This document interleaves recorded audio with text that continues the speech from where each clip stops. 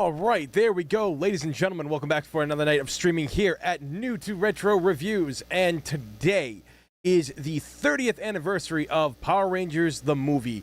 I actually wanted to watch this tonight, so maybe I'll watch it tomorrow if I don't stream tomorrow. But, you know, this has been, this was kind of a shock because I woke up this morning to it on Twitter and I was like, oh shit, it's been 30 years, what? And so this is huge because a lot of you guys know that I'm on Power Rangers Unworthy, and it's a channel that it's a series that we're doing on YouTube. And we've been doing it well, I joined, it'll be 5 years ago this year, but the team has been going for, I think, 6 or 7 possibly at this point. So it's been really incredible to be a part of it. And, you know, this movie, I mean, obviously a lot of things in it haven't aged well, but I think it's kind of a really neat timepiece to what movies were at that time. Like, I remember the advertisements, I remember like the VHS cases, I remember all the stuff coming out about this movie. I remember the trailers on TV and was just like, I have to see it, because like a lot of kids in the 90s, I grew up watching the Power Rangers. So this was kind of a big deal from when it came out in theaters, and it, you know, hit theaters, and then yeah, it hit theaters and it was awesome. So but what's going on, everybody? How you all doing tonight? Everything. 10 people here, 9 likes already. Holy shit. Hell yeah, guys. Getting better and better with this every day. Let's go. The GM, Phantom Rose, Seth Liller. What's going on, guys? How you doing? This is absolutely incredible, again, to celebrate a milestone like this at 30 years. Like I said, the movie does have its issues, but there is a lot of things I do really enjoy about the film. You know? Like, you know, there is a lot of things that I do like in this film, in terms of like set designs. CGI hasn't aged that well, but I like when they go to the planet, right? Oh, well, Phantom Rose. Okay, well, Sam, I'm an idiot. What do you want from me? I'm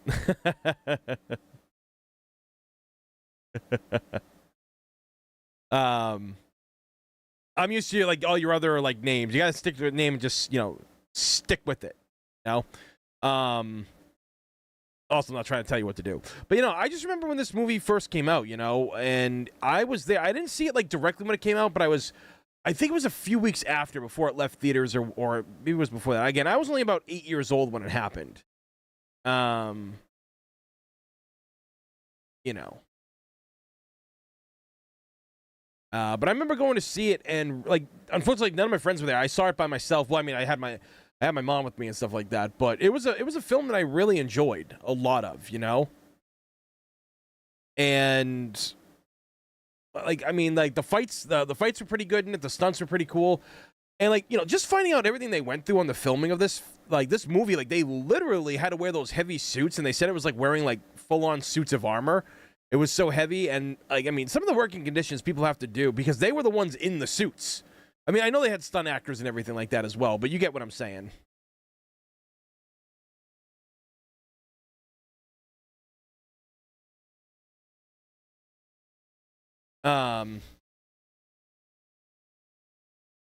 But yeah, it's just, for me, you know, this was a phenomenon, because Power Rangers itself was a phenomenon, and then it got a movie. And it's kind of crazy. It was a movie that, you know, obviously it wasn't well received.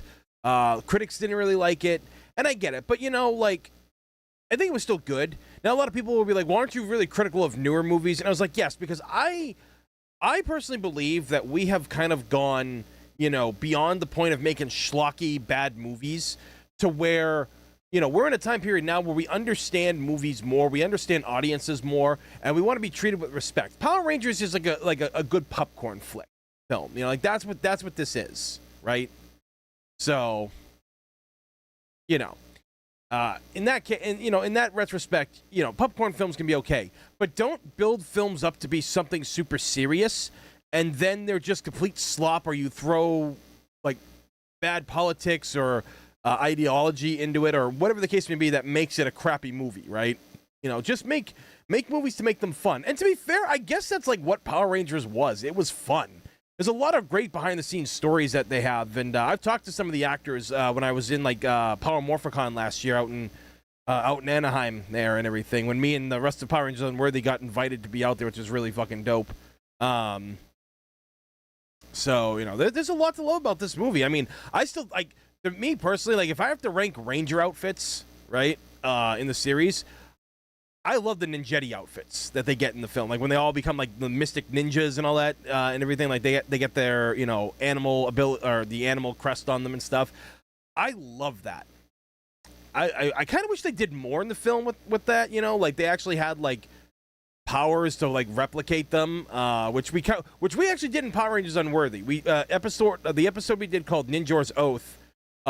It had Ninjor summoning all the animals that the Rangers have, the spirit of them, and doing a lot of crazy cool like combos and really like Naruto inspired stuff, Dragon Ball Z inspired stuff, and other like really cool effects that we throw in there too. And it's just a bummer that like they didn't do that, but I guess again they didn't have that much time with this film. But I mean, if anything, if there's one thing about this film you cannot complain about, it is definitely Ivan Ooze. Ivan Ooze in this movie is amazing. Paul Freeman, I met him last year, and such a kind gentleman. Such a funny guy.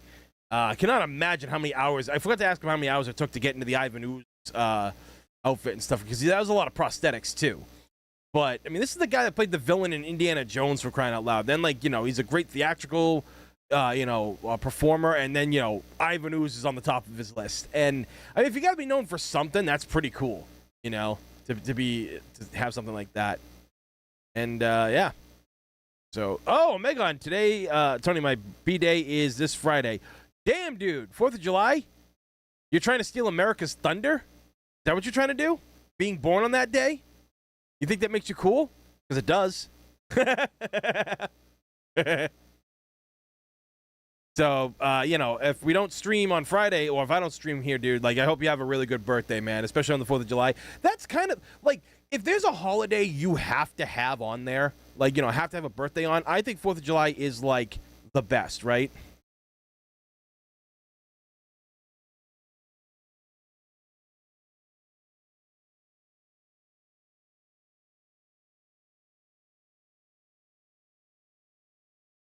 I think that's probably the best day, because you don't want it on Christmas. You don't want it on like New Year's. You don't want your birthday ever to be before Christmas. You want your birthday to be from like September and any month before that, especially during the summer. If you have a birthday during the summer, that's a really cool one, because more people are around and everything. Mine's on April 17th, so it actually always fell on school vacation for me. So there was that. But yeah, Power Rangers the movie, man. I mean, I wish the sequel films were better. The Turbo one was not good. Like, even comparing it to the first one, it was just an episode of the show, is what it really was at the end of the day. And it kind of messed up a little bit of the timeline and lore a little bit with the characters, but it wasn't that good. And then years went by, and eventually we got Power Rangers 2017. And to be honest, I felt that movie was fantastic. It wasn't obviously great. It had some issues, but like the promise of what that movie was there. It's like, okay, first film might not have been that great, might not have been that well received. That's fine. Let's do a sequel to it. And they didn't do it. It's like, yeah, if you had literally done better in terms of like not doing product placement, like the whole Krispy Kreme bullshit, and I mean, focusing on the actual Rangers as characters was pretty dope, because what people don't understand is the original Rangers, like they were all the same character as essentially, like they were all like goody two shoes, and it was the 90s. We got to show that kids are responsible and that kind of stuff, right? But in the 2017 movie, there was a jock who didn't like bullies, so that was kind of a switch right there. Zach was the loner because he takes care of his sick mother. Trini's gay and has to live with her family, who like doesn't accept that because her mother, I think it was because like of a religious thing. And Billy's got like a touch of autism, so he doesn't really have any friends. Kimberly, is a popular girl that actually gets bullied, but you don't really see that often. And all this like mixed, like mismatched, like crew coming together, I feel makes a better story than how a lot of Power Ranger stories bring these characters together and stuff. So. I mean, there could have been a little bit more actual time in the Ranger suits. The suits could have been better, and they all could have gotten better like actual weapons, because the Red Ranger was the only one who had that blade. That's it. So,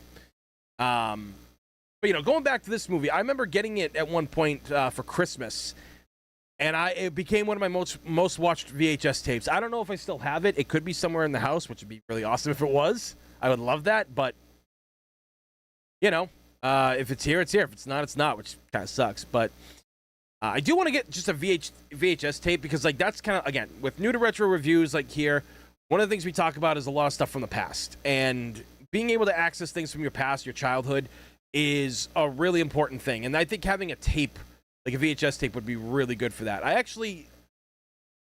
do still have a TV that has a VHS player on it. It's built into it. And I have the other one behind me that, thanks to the donations on Twitch when I was still streaming over there, I was able to afford it because of everybody on Twitch, but I bought a TV that has a DVD player on it. It's really good for retro games.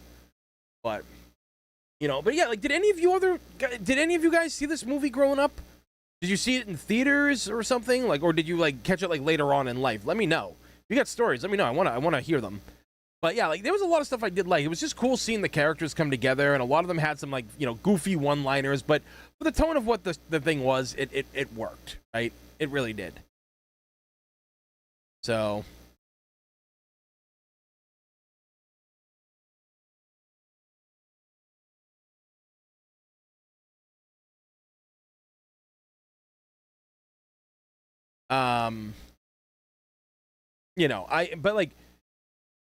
certain things do bring you back to your childhood, and I've talked about this. This movie would be one of them, and obviously another memory I have is playing Resident Evil 3. That really brings me back to that time. A lot of stuff that's out there does do that.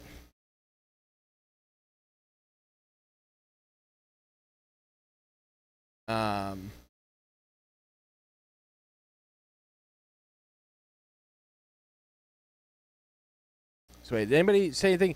I had one too, but I accidentally dropped it on myself and it broke. No, Kevstar, no.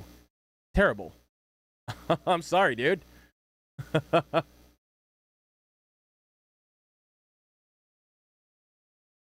Not gonna lie, I never enjoyed any Power Rangers. Sorry. Well then, Darth, get the hell out of here. Actually, no, you can stay, dude. No, you can stay, man. Don't worry about that. It's just a joke. My mom took me to see it to our local cinema when I was 8. Whatever Dreams from Van Halen plays, she always remembers the Power Rangers. Dude, I will tell you right now, I think we're, in Power Rangers Unworthy, obviously we can't use Van Halen's Dreams because, of how, we kind of, want the series to go out and, what we want to do. We want that, but I don't think, obviously you can't use copyright things. So we want to create a song that's just like that for when we end our Power Rangers series. I can never get into the later generations of Power Rangers spin-offs. So, Eternal, yes. I mean, for me personally, if I look back now at all the shows I watch, the early years are really schlocky and cheesy, but, it's what it was, right? But when you get to seasons like Time Force, you realize how dark as shit everything is in that one. That's a dark one. RPM is very dark. Dino Thunder is a really good one because it's a lot like the original Power Rangers show, but it's also got very mature tones to it. Lightspeed Rescue often gets overlooked, but that's a really good one too. Wild Force, same one. That had the Forever Red episode and stuff.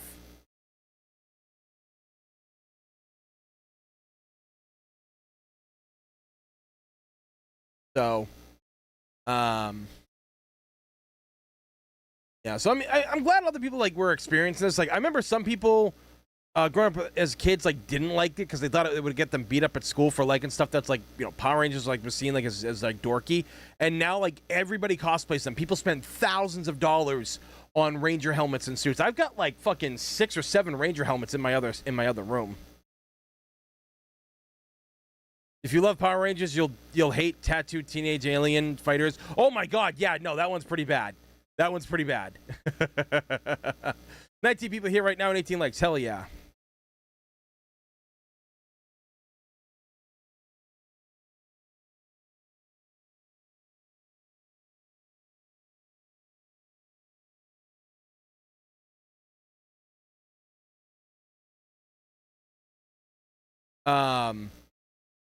But yeah, it was just a different time when this movie came out, and like I said, it was also kind of weird. I remember like when I was watching it, right? When I was watching this in theaters, and they're going through Angel Grove, and I'm like, man, like Angel Grove seems like because like it always seemed like a town, right? But it also was like a city, and this seemed like a really big city. Then you find out they filmed it down in, I think it was like Australia or New Zealand or something like that. And you're like, oh, that's why. That's why everything is so different in this show, in the movie and everything. But like, yeah, it didn't have a connection to the show at all. And I thought that was kind of a waste.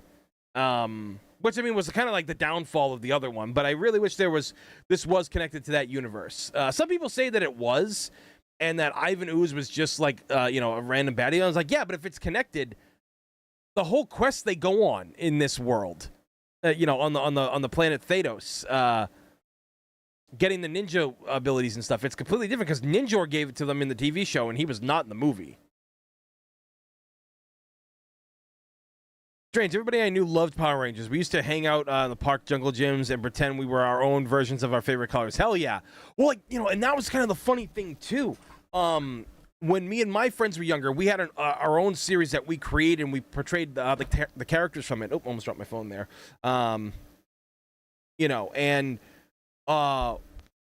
We all wanted to choose different weapons for our characters. So I got the Power Axe, which I was super stoked because that's my favorite weapon. Stick had the Power Sword, which you should have called it just the Power Dagger, because if you guys don't remember, like, the sword was like this big. Like, the Power Rangers Red Ranger sword was this big. And then the yellow ones were about the size they should be. They're about like that big. And then you had the Power Lances, but they couldn't connect. They weren't able to connect back in the day. They were separate. And then the Power Bow was the other one. Power Bow I don't even think it came with any arrows. I think it was just the bow, and that's it. It could combine and do all cool shit and everything, but still. But we all got to use those for years and stuff, and it was really awesome. And I actually own the axes right now. I have both of them. And I'm so mad at Hasbro, because Hasbro was creating the weapons themselves, and we only had 2 that needed to be released, which was the Pink Ranger's bow and the Black Ranger's axe. The dagger, the Dragon Dagger, the Yellow Ranger daggers, Blue Ranger's lance, and the Red Ranger's power sword all got new versions, and the one that I desperately wanted the most, the axe, was not there. It was not there. So mad. But yeah, I kind of wish the movie had the weapons too. There were some weapons that were in the movie that were used. They had the Pterodactyl Thunder Whip and the Stega Stinger, which was a hook shot. Which again, I don't know why Power Rangers need a hook shot when they can jump as whole buildings and stuff, but we never got those, which was kind of a bummer. Kind of was. But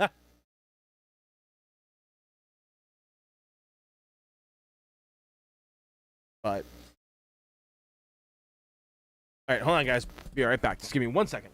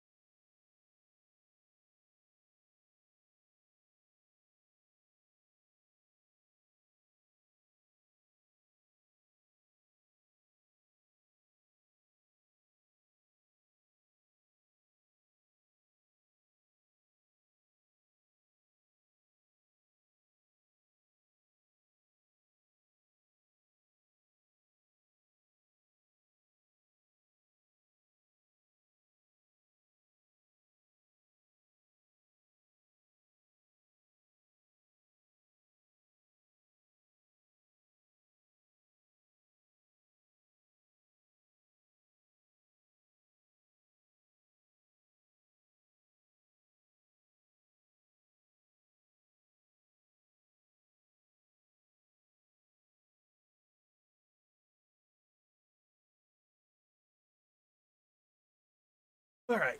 Sorry about that, guys.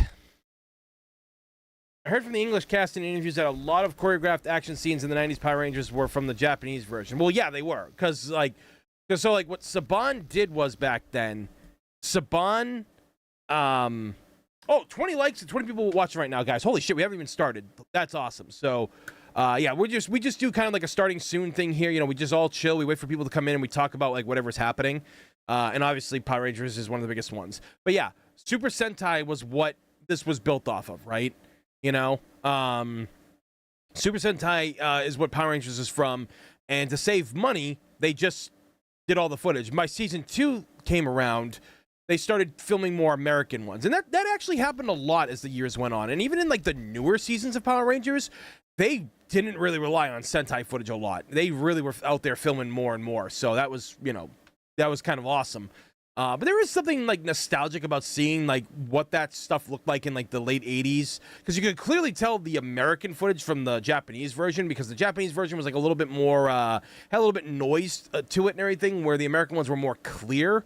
But the way that they lit stuff up, and I always loved that the suits were people in suits, you know, like the Megazord battles. Like I didn't like CGI Megazord battles. I loved CGI, like I loved people in the actual suits. I thought that was great, in my opinion.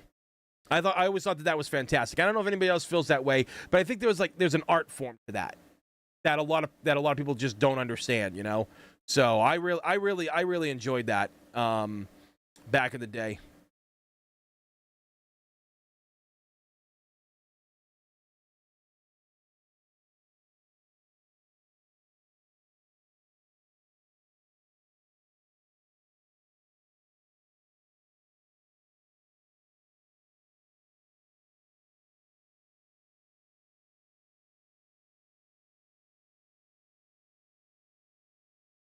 Right? Yeah. You get it. Yo, Danny, what's going on, dude? Yeah, the practical stuff is just better. Like practical, like the sparks and explosions behind them. And, you know, like that's like what I think is like always memorable about Power Rangers doing that, you know? So,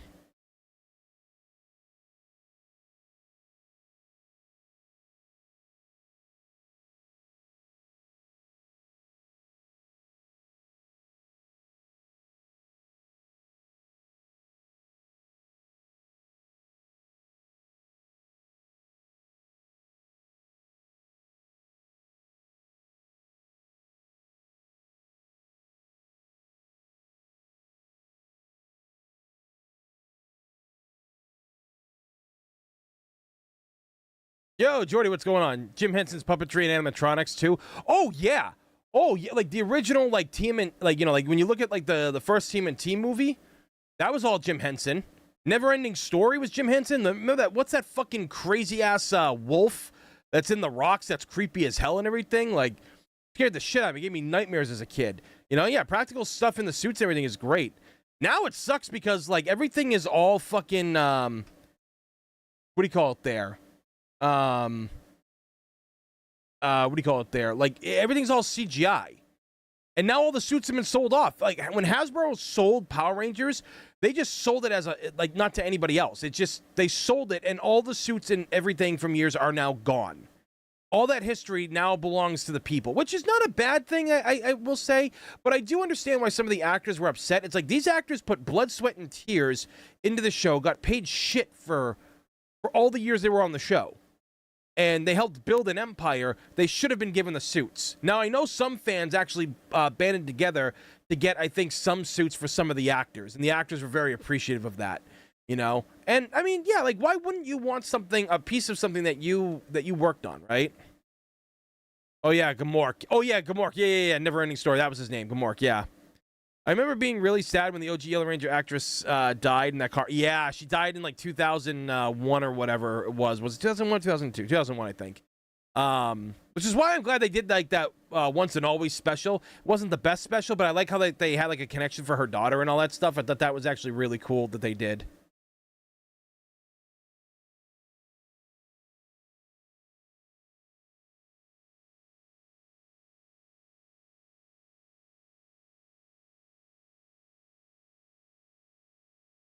Yeah, no, Jim Henson did the TMNT stuff. Then when that third movie came out, they didn't go with Jim Henson's company. They went with another company that Um, they made Johnny Number Five, but that was a robot, which they were good at. But you know, turtles were different, like in the suits and stuff. Um,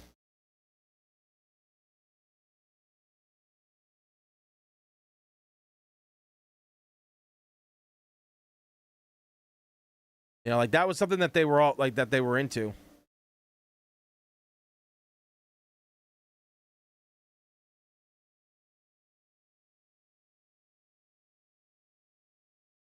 Um,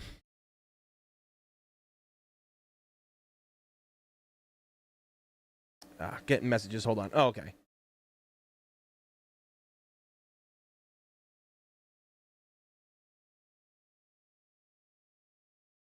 But yeah, like it was great when like they used to put time and money into that stuff. You know, it really was. I mean, hell, even Jurassic Park did a lot of animatronics. But yeah, Power Rangers, you know, growing up was just like was everything. Um,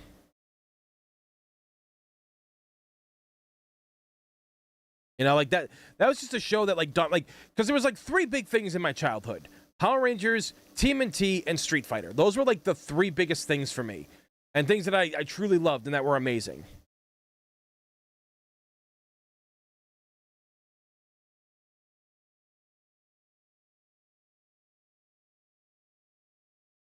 Yeah, JDF's daughter is like promoting Legend of the White Dragon, the movie that they were making before, you know, like you know when he passed away. So yeah, she's been promoting it.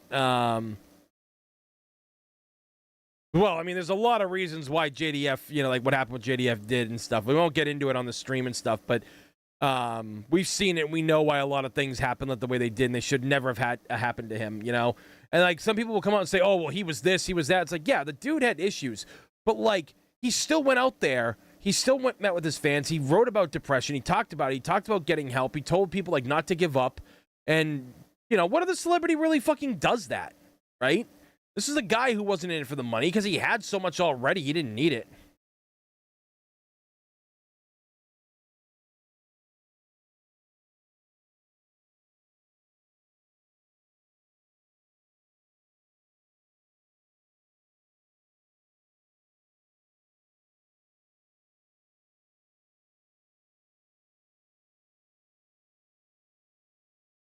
But you know, it is what it is, right? All we can do is just keep his legacy alive. That's why Power Rangers Unworthy. We filmed that the special we did, and we're hoping to have it out in a couple of months. But it's called Green with Evil, and it's a whole thing that's dedicated. You know, whole thing that's dedicated. Um,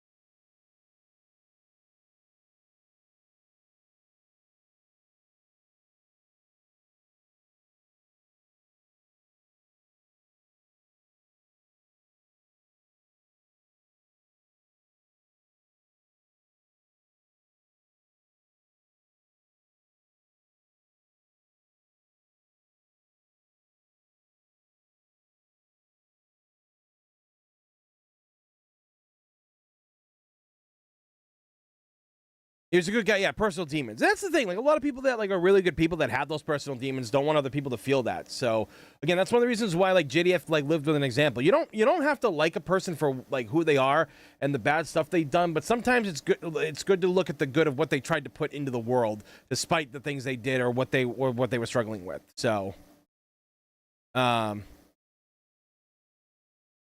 you know, yo, Eldranox, what's going on, dude?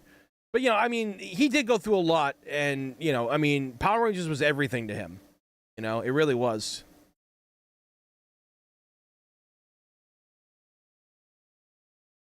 Yeah. Ah, hold on a sec.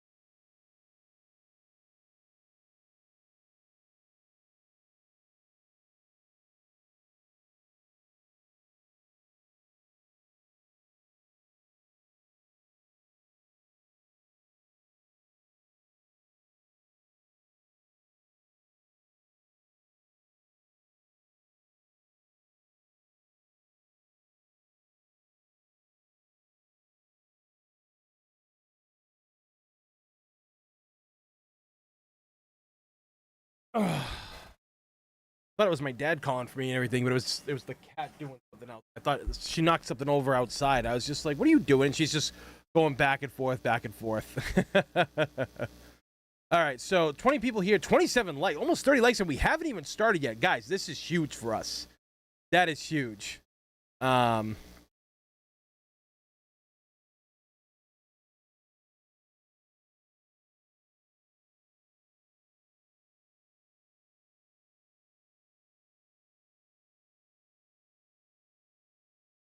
So, let's say we begin this, right?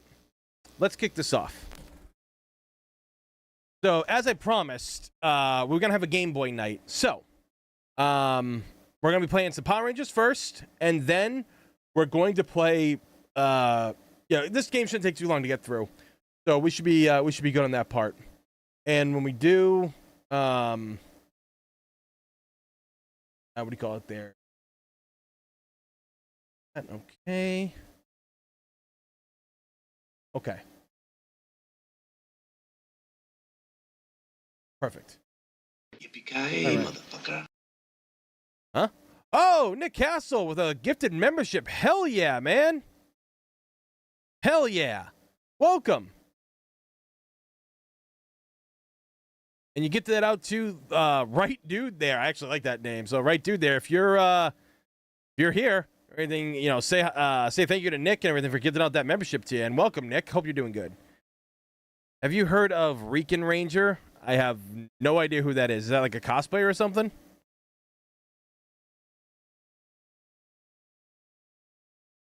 Is it?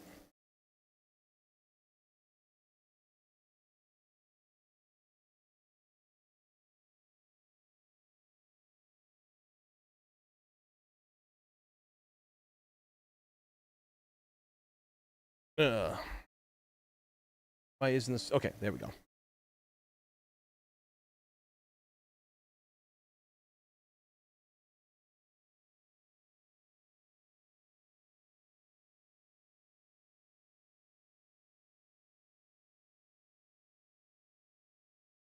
Where is... Oh, there it is. Main game screen. Okay. That crashes out in the Power... It's the guy that crashes out in the Power Ranger community? What do you mean crashes out? What does that mean?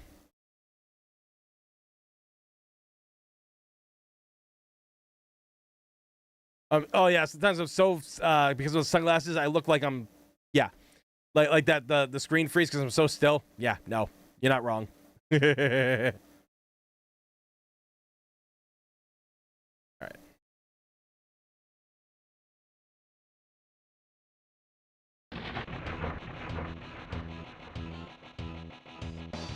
Mighty Morphin Power Rangers, featuring Ivan Ooh. There's nothing you can really do. Yeah, there's normal and hard mode, that's it.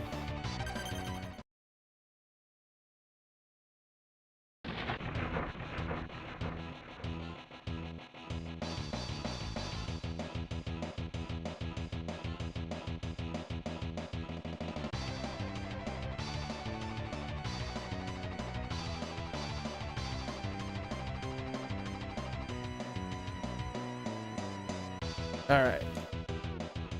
This is actually a really fun co-op. My sister and I, like, when I lived with her for a while, we actually played this for a bit. Alright. First boss, we're gonna go with my boy, Johnny Young Bosch, Adam. Did I get the Switch too? Oh, hell no. Hell no. Also, guys, let me know if the music is good, okay?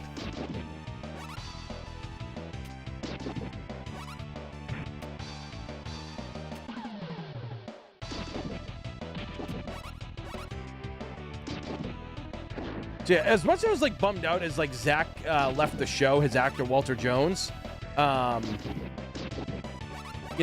loved Adam as a character. I thought he was really cool, and he honestly had some of the best fight scenes next to JDF, in my opinion.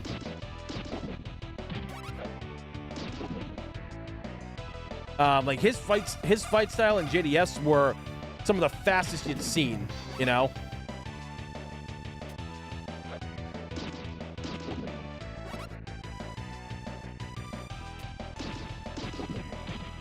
Bitch!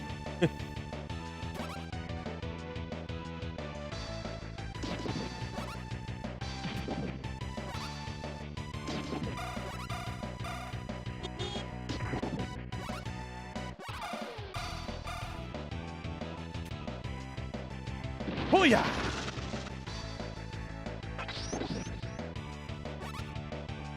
That's what I love about this one too, right? By collecting these lightning bolts, you can transform anytime you want when it's fully powered up. And it saves you because like your life bar isn't as long as it was in the first game. Because the life bar was the whole screen.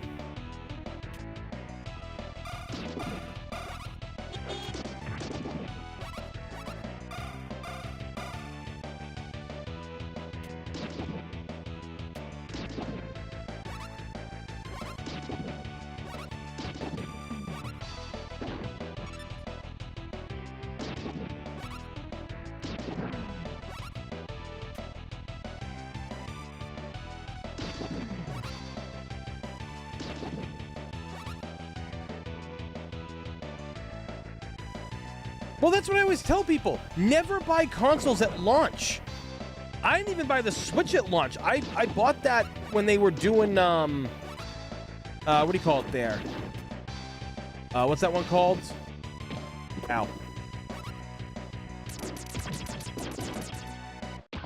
Like when they were doing Smash Brothers. That's when I finally bought a Switch because I thought, okay, it's worth it now.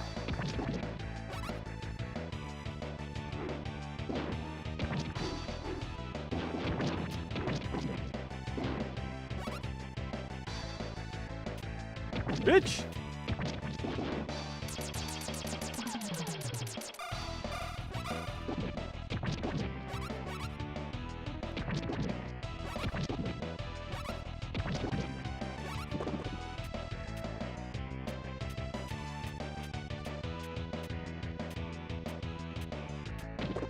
Bitch!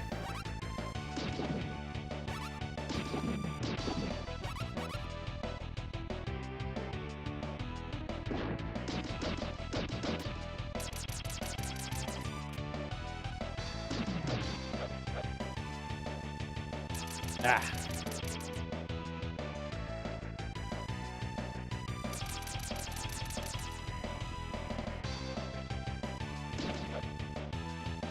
There we go.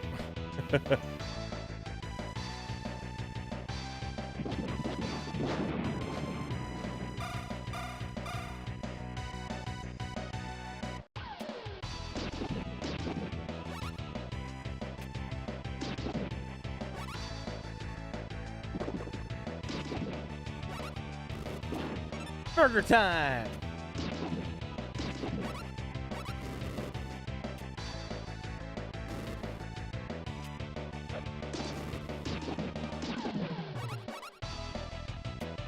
Yeah, from like what Proxy, me, and Baz played, we played that Power Rangers Rita's Rewind. It was really rough at launch, unfortunately. But it ended up being a good game. You know, I enjoyed it.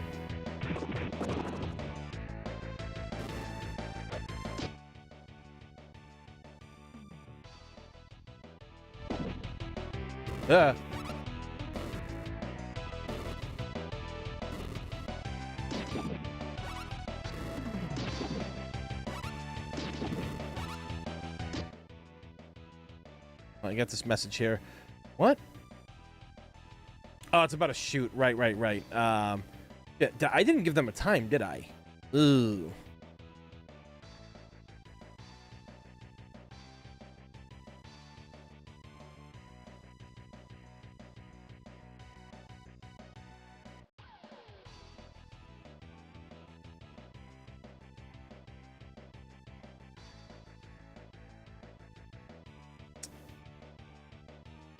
Okay.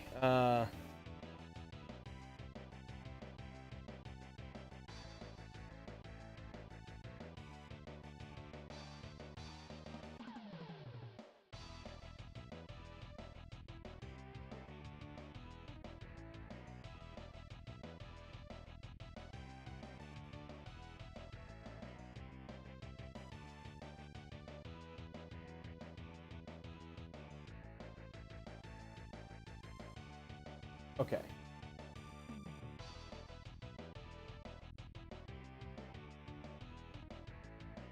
All right. Good.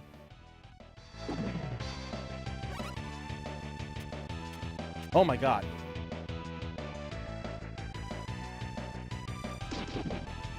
Ah, shouldn't have picked those up.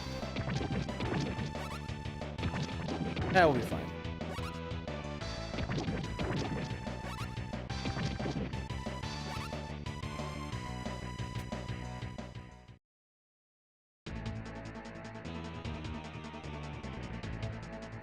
Now, I always tell people, wait for these consoles to work out all their bugs. You never know which console's gonna catch fire. You never know which console's gonna do what.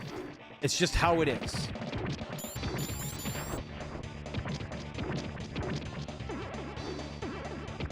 Oh, bitch! Couldn't turn around in time. Booyah! He was off screen, it didn't work!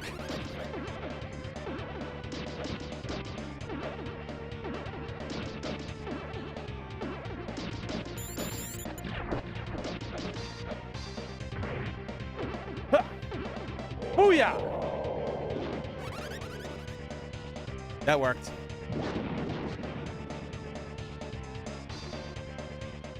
Yeah, I mean, I always tell people, if you're gonna ignore what I say and you're gonna buy a new console or whatever, buy the warranty for it. You have to buy the warranty.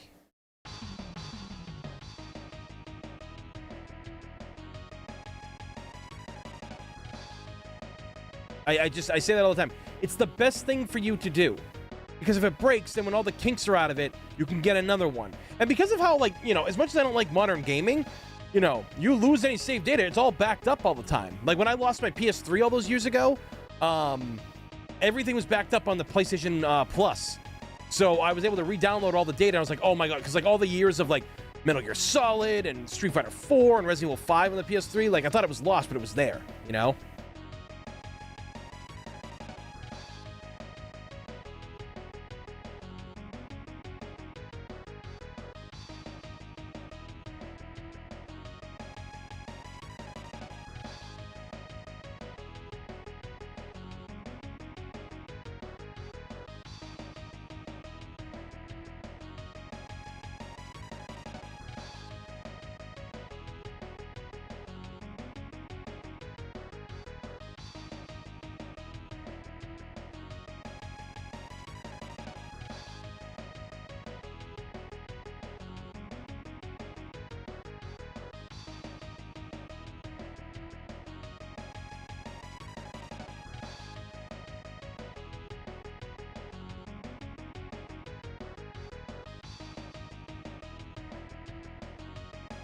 Saints Row 2 broke my PS3. Jesus. Do the actors get paid for having their image in this game? Oh, hell no, they don't. Hell no, they do not. They definitely do not. I mean, they barely got a paycheck. They didn't even get residuals. You know? They don't even get residuals for working as hard as they did on the shows. They get no money from that. Saban got it all. He was a fucking monster. Like, it wasn't even just the actors that got worked to death, right? Ugh. You know, it wasn't just the actors that got worked to death. The directors, the writers, the entire crew. All of them.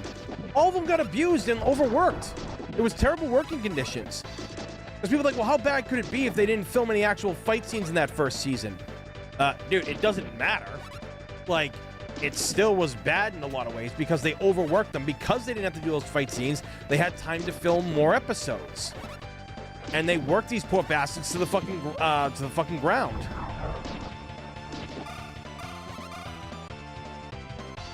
Oh yeah, some of the actors, yeah, they're... Oh yeah. What was that thing that came out recently? Like the dark side of like TV or television shows, and they did the Power Rangers special. You know, I was glad to see Jason Font on there because he's a real one. He's the real one. I've actually met Font on a few occasions. Literally one of the nicest actors from Power Rangers. When he was at Power Morphicon, he had to go and, like, I think it was the photo op or something like that he had to do. So he had to leave the booth. So I was just there talking to his wife, and they actually brought their newborn baby daughter out for that. And I was just like, oh, how's the little one? And she's like, oh no, he's doing good. You know, I was like, and I was like, yeah, like, I mean, I know you guys live, you know, out here in, you know, the LA area and stuff, but like, you know, I didn't think you'd bring the little one to the con. And she's like, well, yeah, I mean, you know, it's you know, just something that I thought we could do at this point. Some people were like, oh, it's too soon. And, you know, he's had 2 girls before. So I was like, oh, okay. And she's like, do you have kids? And I was like, oh God, no, I do not want kids. I do not want children. She's like, not a fan? And I was like, no, I like kids. I just don't want to have children. You know, it's just not my thing. And she thought, like, that was really cool though. She's like, yeah, but you seem so interested, like, you know, in like our little one. I was like, well, babies are cute, man. Babies don't do anything wrong. Babies are cool to hold and stuff until they spit up on you. And she's like, oh yes, the spit up is always fun. So, you know, her and I were talking for a bit, and then Jason came back when I was still talking to her, and I think he thought that I was just, you know, chill because I was, you know, talking to his wife about the kid and stuff, you know. Probably not, and, you know, I'm pretty sure a lot of these actors, like, they get a lot of creeps and weirdos sometimes too.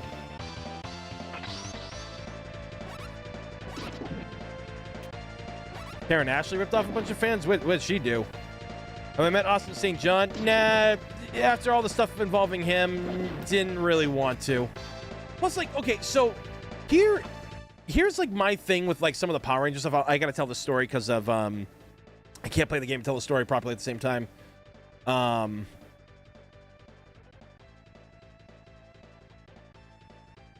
You know, I see like a lot of these actors, and not even just in Power Rangers, in general, that go to conventions, and you know they don't want to be there or didn't care about anything, right? Before. But they realize it's a good paycheck. Because, you know, Austin St. John talked about it. He's like, oh, yeah, like I came back from overseas, and Walter's telling me, oh, my God, there's all these fans that are wanting to meet us, and, you know, they pay us well and everything, and it's just like, that's why he came back. I mean, you can't blame him, but, you know, I don't really feel that a lot of that. I'm not saying Austin St. John's not for his fans, but I've met some of the actors where I can tell they are not for their fans. And I'll say it right now, like, I mean, Amy Jo, I don't really think cares, because I've had people that have met her, and she was very rude to them in a lot of ways, right? Like, she was very rude. She was like uncaring about them, and I felt bad for them. And they went back 2 more times to meet her at different cons, and they kind of had the same experience, you know?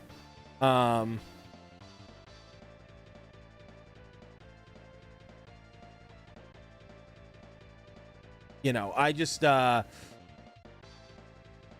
know, like I personally just think that a lot of them don't care. And I have a lot of friends who are handlers at conventions that have met actors from like other TV shows and movies and did not give a fuck about any of their fans. Like, people would come up and, like, you know, it's like, oh yeah, could you sign this and everything? It's for my brother. He's too sick to make it. And they'd be just like, yep, all right, here you go. And it's just like, if you can't even fake being happy in front of your fans, then don't come for it just because it's an easy paycheck. But like, well, Amy Jo, like, she had said that, like, she didn't want to do conventions because, you know, she wanted to focus on her, you know, her acting career and her music and all that stuff. And I was like, okay, that's an honest answer, right? But then she came back, and because I guarantee you, a lot of these, like, I'm not saying that's her reasoning, but a lot of these actors that are out there come back for the paycheck once they figure out how much conventions pay. They would never have set foot in a con before. But then again, I've also met a lot of great actors at conventions. I've met a lot of great Power Ranger actors, voice actors.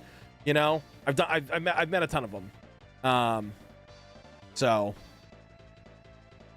oh, Catherine and Nakia. So, fun fact actually about Catherine. When we were doing casting for Resident Evil Resurrection, we were having trouble finding Jill, and I kept telling the team, I was like, guys, hire my friend Annie. And everything like that. She is perfect. She loves the character. She knows the character. Yada yada yada. And you know, Annie couldn't do it, unfortunately, because her life's getting really busy with a lot of amazing stuff that she's doing. So her friend, who's also named Annie, got the role. But Andrew had reached out to try to work with Amy Jo and Catherine at one point. And I told him, I was like, dude, go for Catherine first. She'll probably do it more than Amy Jo would. And I think Catherine honestly looks a little bit more like Jill. To be honest, I really think that she does. But obviously, it didn't happen. And everything, it didn't happen, you know. So it's just, you know, it's just how it is. And for the 31 people that are here watching right now, thank you guys, greatly appreciate it. Hopefully that you are enjoying the stream. Welcome to the party. And yo, Inu Yasha Yu Yu Hakusho? Wait, what? Hakusho? You're combining like all my favorite animes into one. Hell yeah, dude. Welcome.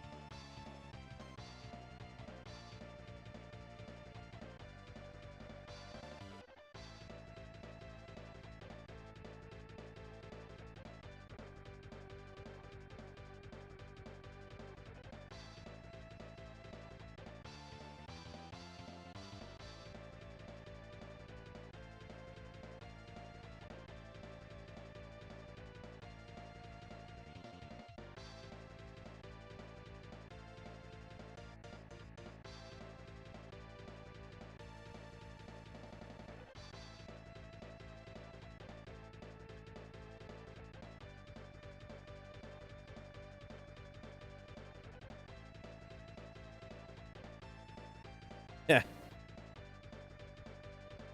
So, yeah, Catherine Jill would have been good, but you know, it just didn't work out. But again, like we got Annie, and honestly, like she is perfect for the role. She like embodies the character. So,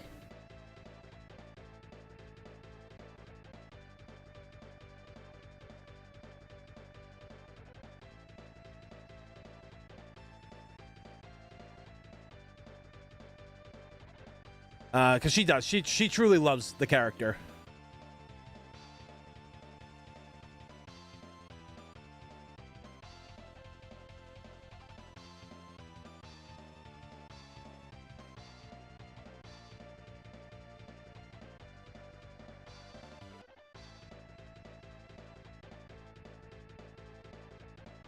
Hmm.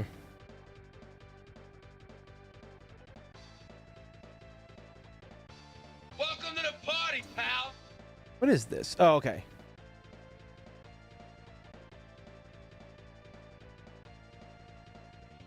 Last I knew, Annie Rogue is playing Jill. Yeah.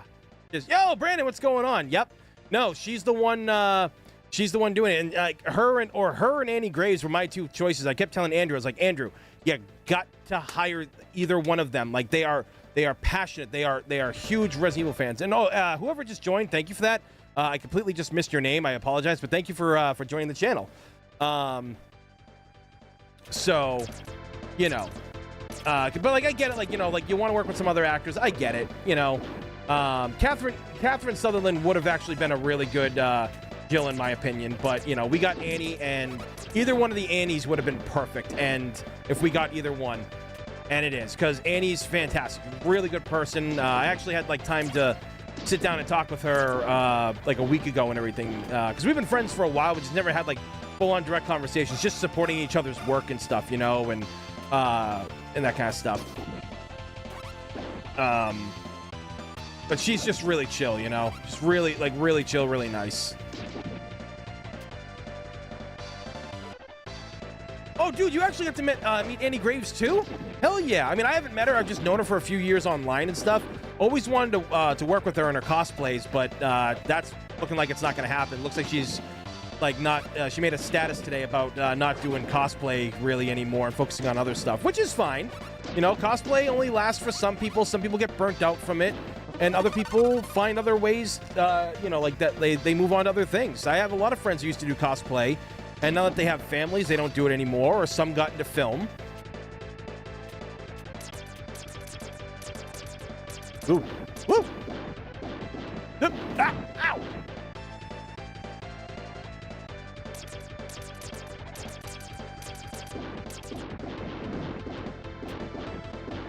How much does Amy Jo's signature go for? To be fair, I don't even think it's just hers. I think it's a lot of actors these days that you try to meet at conventions. And dude, like at Rhode Island Comic-Con, I do not know how anybody can afford to eat after going to that convention. Like the pricing for autographs and like if you want like an autograph and a picture, obviously there's a bundle, but it's still like so fucking much. Like my buddy, she got me. She went to go see Joey Wheeler's actor from Yu-Gi-Oh, and got 2 autographs from him. and I just wanted him to sign 2 cards, one for me, one for my good buddy, and then the other one was Duke Devlin's voice actor, because he did he did Duke Devlin, so I had him sign a dice card, and all of it just for the autographs was like over $80 fucking, and I'm like, are you serious? Like, what the hell is going on, man? Like, I know things are getting shit. I know things are getting tougher out there. I get it, right? Like, I know things are getting more expensive, but I also know how a lot of conventions work. I'm not saying this is what Rhode Island Comic Con does, but I know that a lot of conventions do overcharge. They do overcharge for entrance fees, and because like they'll say, oh well, the actors demand a lot, they want a lot, yada yada yada. It's like, no, dude, it's greed. You're getting greedy. It happens. A lot of conventions are like that. I've been to a lot of them. But I will say, like, a lot of horror conventions, from what I'm told, are very good to their guests. Like the people who pay to be there, and the guests they bring in as, like, you know, special guests for autographs and stuff. I've heard a lot of good things about that. I mean, Brandon, you know, you can fill that in too, because you've been to a lot of, because that's your thing. Horror is your thing.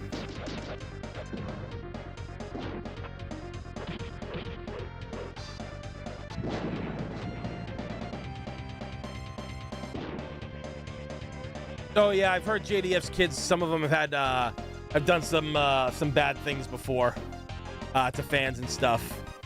From like what people have said, I don't know how true it is. And well, I know there was proof that his son did. There was proof that his son did. The ones I go to, the autographs are decent. Just met some of the actors from Midnight Mass and Haunting of Hill House, and they were reasonable. Yeah, like, I mean, if it's reasonable, obviously, you know, you're not going to complain. But I've been doing conventions for over 20 years, and I know that things get more expensive, but we're kind of at the point now, are we getting our money's worth at a lot of these conventions? Because I don't feel like we are. You know, I'll get a press badge or free passes to some cons because I'm a photographer, everything. But like, God, like PAX East, man, they reap people's wallets, man. Like, those tickets are outrageously priced, and they are not worth it in the slightest. Like, what they ask. It's disgusting. Anime Boston's getting incredibly pricey. Like, I do not like that, and I've been going to Anime Boston for over 20 years. I remember when, like a ticket used to be, a ticket to Anime Boston was, like, you know, $40 for the weekend. Now, for, like, the 4 days, it's, like, $100 or something or whatever. No! Yep. What's happening? Ah!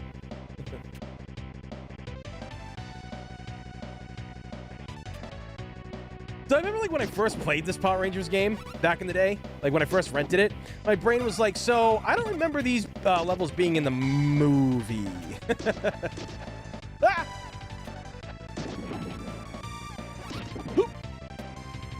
Yeah, it's like, I don't remember a snow level in the movie. I think, if I remember correctly, the Sega Genesis beat-em-up game is actually more like the movie, because they have the ooze creatures. You can fight the giant robots from the end of the movie in the Genesis one. I just haven't played it in... Oh, God. I don't know when the last time I played that Sega Genesis version was. Let me check in the chat here. They raised the price because too many get autographs and resell them. Well, yeah, I mean, that makes sense. Dude, like, I saw... What was it? Some of the voice actors going to Kineticon just to sign a Funko Pop is like $100. And I'm like, wow, man. And I'm thinking, Funkos aren't worth anything, really. I mean, they are, but they aren't. And people don't understand, when you get something signed, it doesn't instantly mean that you're, what do you call it there? You're going to get that money, or it's worth what you think it is. You know, especially for a lot of actors, like, let's take, for instance, Power Ranger actors, right? Like someone like JDF. Even though JDF is gone now, his autograph isn't worth that much because he signed everything. And I mean everything. Like, that guy would not leave until everybody got what they wanted autographed. So, like, you know, the more someone was around and all that stuff, you know, the autograph's not worth as much. Like, best case example I can give, Rocky Marciano. You know, died really young. There's not really a lot of autographs from his years as a boxer. you get an autograph from him and shit like that, or you find one, it's big fucking money. Come on, let me transform already, goddammit, I'm gonna die. Ah!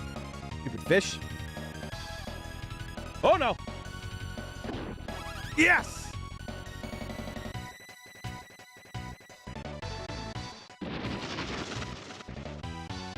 Greg Nicotero was only 50 an autograph for a... Really, dude? 50 bucks? That's actually really nice of him. Like, that's really considerate.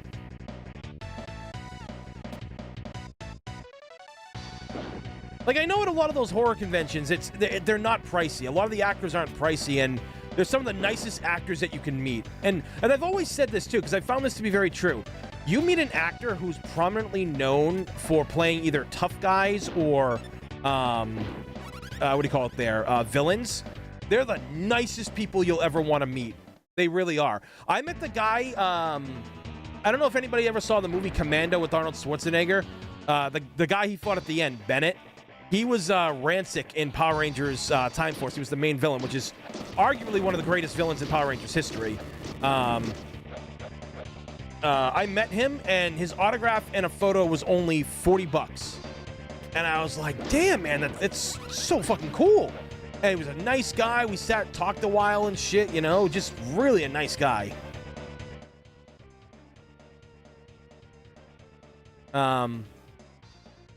But yeah, I like a lot of the horror actors, they just seem like really nice. It's kind of like how like metalheads get a bad rap. You know, people think that like, oh, if you listen to metal and you're a metalhead, you're a bad person, but they're like some of the most down to earth like kind of people, you know? Same with like meeting actors who play villains. I met Michael Rooker one year by accident at New York Comic Con. Was it NYCC? I think it was NYCC. No, sorry, I think it was. Yeah, no, it may have been. Oh boy. Yep. And he was just nice. He was just super chill. Oh fuck. Brennan Wells was the actor's name. Yep. He was really nice. But yeah, meeting Michael Rooker was super cool. Like, just down to earth. That's the best kind of celebrity to meet, the ones that are down to earth. Like, I mean, obviously I'm friends with a lot of the Resident Evil actors. And, you know, you meet someone like Greg and Charlie. Holy shit, they are just like super chill, super awesome, super nice. Like, they feel like people you've known for years.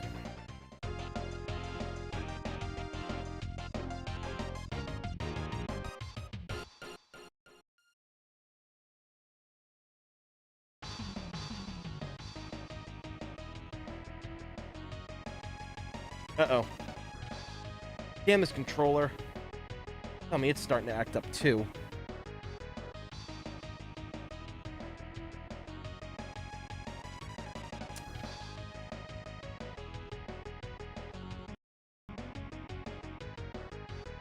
Alright, I think I have to do a save state real quick.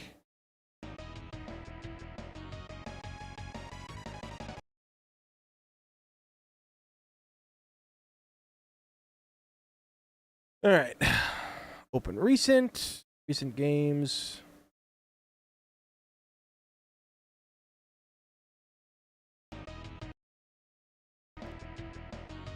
There we go. Aisha. Oh man, I used to have such a crush on her when I was younger. Everybody's like, oh, always like, oh, the Pink Ranger was my first crush. And I was like, I could not stand that character when I was a kid. I thought she was so annoying in that Valley Girl that they kind of had her portray. I was not a fan of her at all. Trini was more my speed and everything because she was like just a kind soul, you know? Because like the actress who portrayed her, Twee, was really just like a kind soul in that show. And really helpful to Billy, which in Power Rangers Unworthy, you know, the show that I'm on, that's what what we've done with the characters too. We made sure that Billy and Trini were like really good friends to keep that kind of like how it was in the show, you know?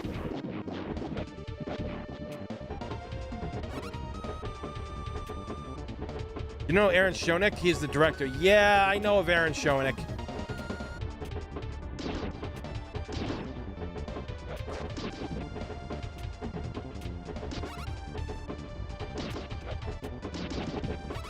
Ah! Fuck you. Split!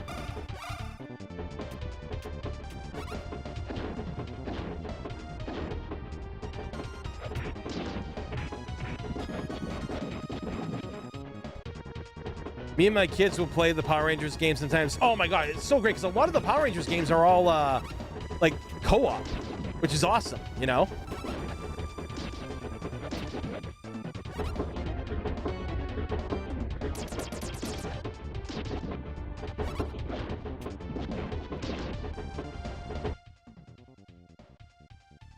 I chauffeured R.A.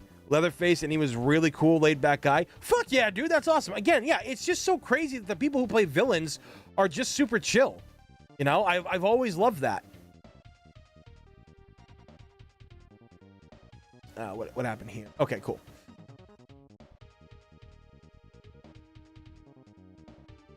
I love the Pink Ranger and Yellow Ranger. Yeah.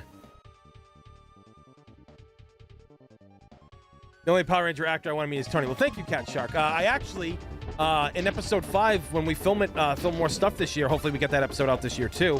I will be making my debut in it. I'll be the Mastodon Sentry. I got some pretty cool lines that I got to do, and I got to work alongside like one of the guys that I love doing martial arts with and shit and learning from. Kid's really, I mean, the kid was only like 18 when I first met him, and now he's like 23, 24, but his martial arts abilities are far beyond anything he should have at that age. You know, he's like a prodigy. I mean, he's just insane with the stuff that he can do. I wasn't even half as close to what he is in my day when I was younger and started, and you know, when I was his age.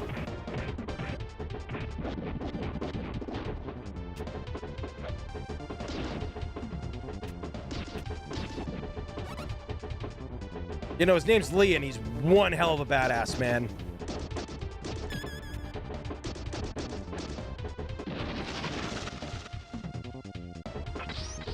Hell yeah! Broke everything. Let's go. Woo! Do a little dance. Oh yeah.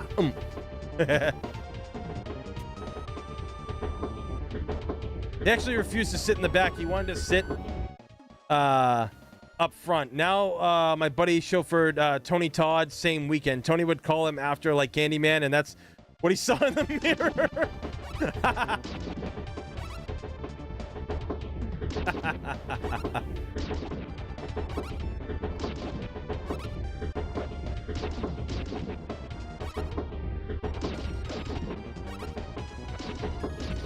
Yeah, like I was talking to my director about like my the Sentry fight scene that I was gonna have, and I thought of some really cool ideas.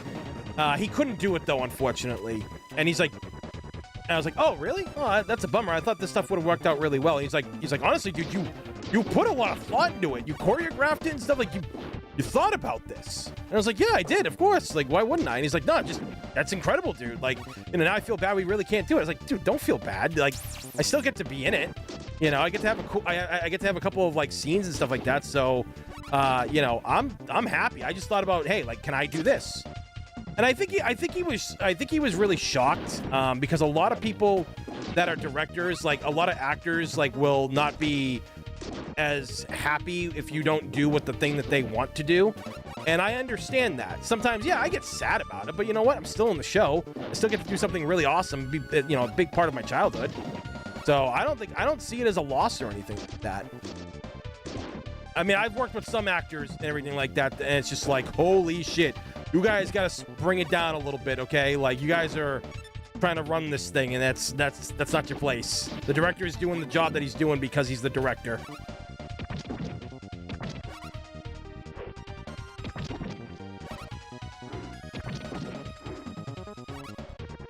Tony, why do we look like brothers? Oh, I also wear aviators and the same hat. And you have a leather jacket, like a leather vest, if I remember correctly, right? Which I have as well. I have the, what was it, the row vest? Everything? Like the biker vest? I had that custom made. Because I talked to JJ about that. I was like, dude, we all need biker vests, dude. And, oop, okay. All right, come back here, you bastard. And JJ's like, nah, I don't think we really need anything like that. I mean, it could be a cool idea in the future, Tony. And so I showed him the finished project because I had one made for myself. And he's like, oh, that's so fucking cool. And I was like, I told you, bitch. I told you. Oh, Sydney, you're going to be on Power Rangers. No, so I work on a series called Power Rangers Unworthy. It's a fan series. Much like how the Residents of Evil is doing the Resident Evil Resurrection series. Hold on a sec. Let me, I'll show you one of the episodes like a scene from one of the episodes.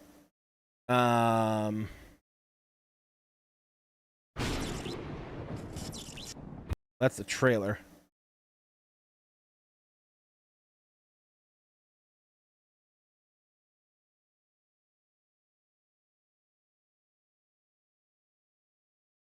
Where is it? Okay. Ken, what's going on? All right. I'm not. So yeah, this is one of the scenes from that. I can show you guys everything. Time for. Whoa! Chrono Saber! You'll pay for that! So yeah, this is like one of the main scenes between our Gold Time Force Ranger and our villain.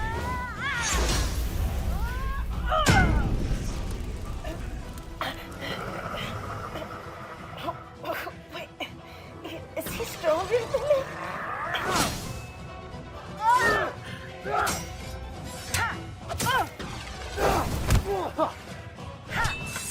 This scene was so fun to shoot. I took so many pictures.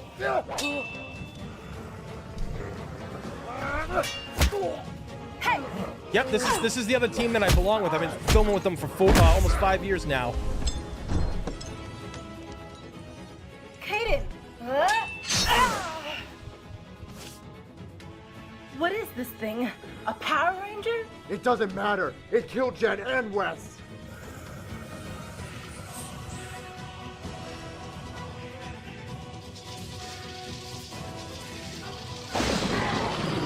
I'm free!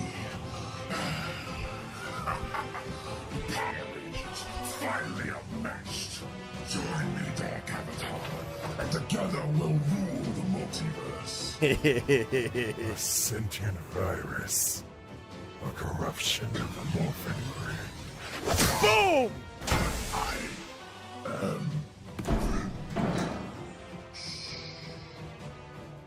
What the hell are you? I am the Arbiter. The first. Yeah, this is what me and my friends do down in New Jersey and New York. And you have all been deemed unworthy. Relinquish your chronomorphers, or have them ripped from you. Kaden, we need to end this now. Gamma formation. Right. I mean, we've got some of the most dedicated fighters, stunt actors, and actresses. Our special effects girl is absolutely amazing.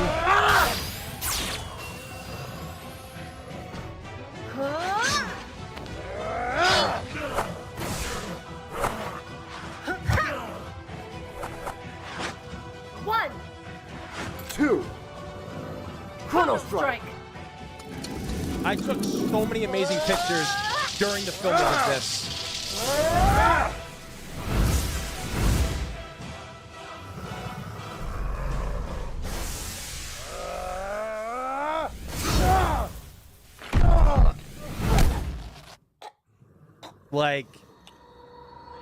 I mean, yeah, we wanted to make this because, this was all... Power protects you.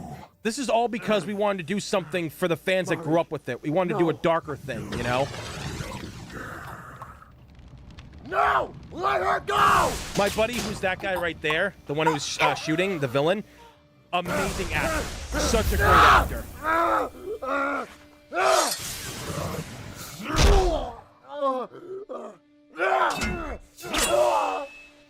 Fight. It makes no difference.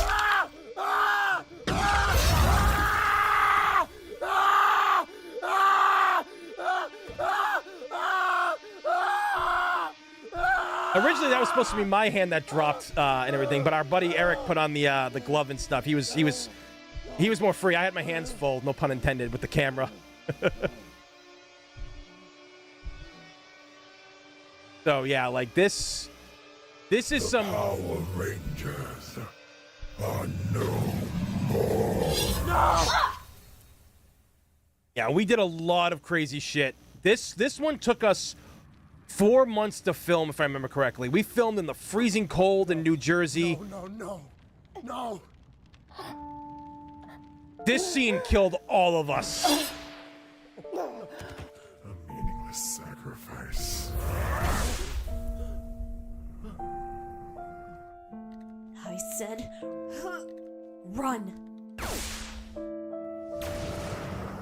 Our guy who plays the villain too, Wait, funniest guy Jen? on set. You're alive? Get out of here. I'll buy you some time. Yeah, like this, like what we do, like, there's another one that, this one I'm super proud of. We actually won a lot of awards in like it was like New York City had a film festival, and we won a bunch of awards for this one. It's called the Psycho Menace. You know.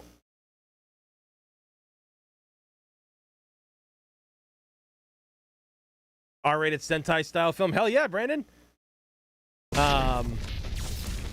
So this one's kind of like a homage to Star Wars, this whole episode.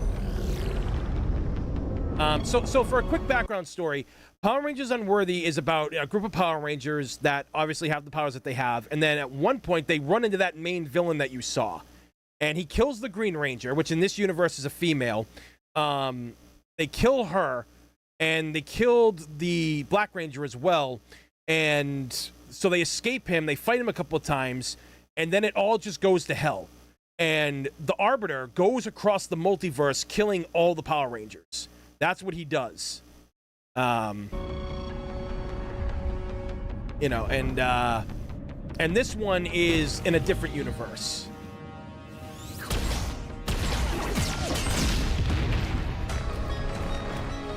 This is our, that Red Ranger is our head stunt coordinator and our main Red Ranger in the series. Eric has been in more Power Rangers than anybody else in the series.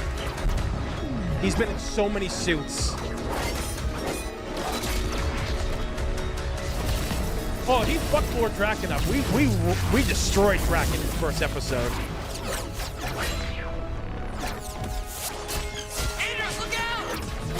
Zane! Oh yeah, fun fact. We got the original voice actor, the original actors who played the Red and Silver Rangers, the Red Space Ranger, the Silver Space Ranger. We got them to reprise to do their voice in this.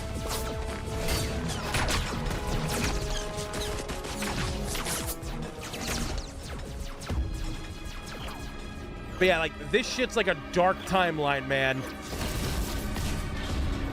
Now watch this. Watch what happens to Ninjor. Just eviscerated, man. Like, we don't pull punches on this. We keep it teetering on, like, rated R level almost. Because we actually found out a lot of parents watch this with their kids. When we've been at conventions and stuff, a lot of kids watch this.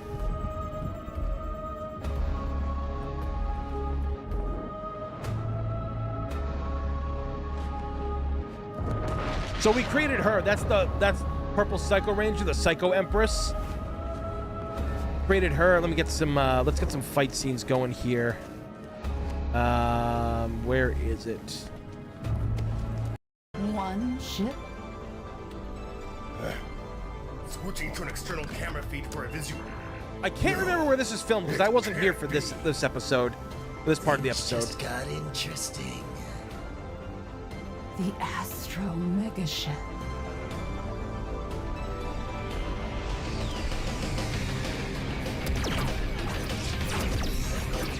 Like I said, we get to do some cool shit on this show, man. We're all very dedicated.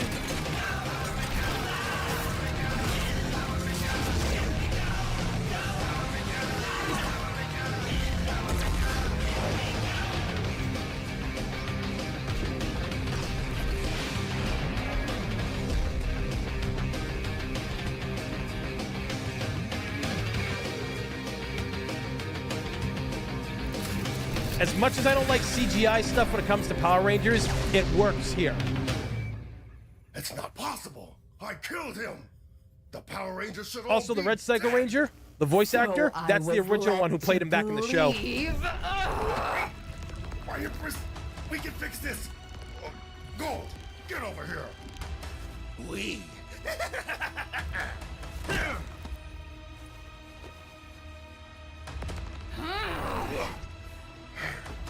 You guys ain't seen nothing yet. Hold on, let's speed this up. Shut up and mobilize your damn army. Centron, we have an uninvited. I got you, bro. I have so many cool photos For coming back. of our Red Ranger right here. I cannot wait to show those when we air this, when we air more Bravo. episodes. The triumphant return of the long-lost hero. How I've missed your theatrics, Red Ranger. I'm sorry I've let this nightmare continue for so long. Corone.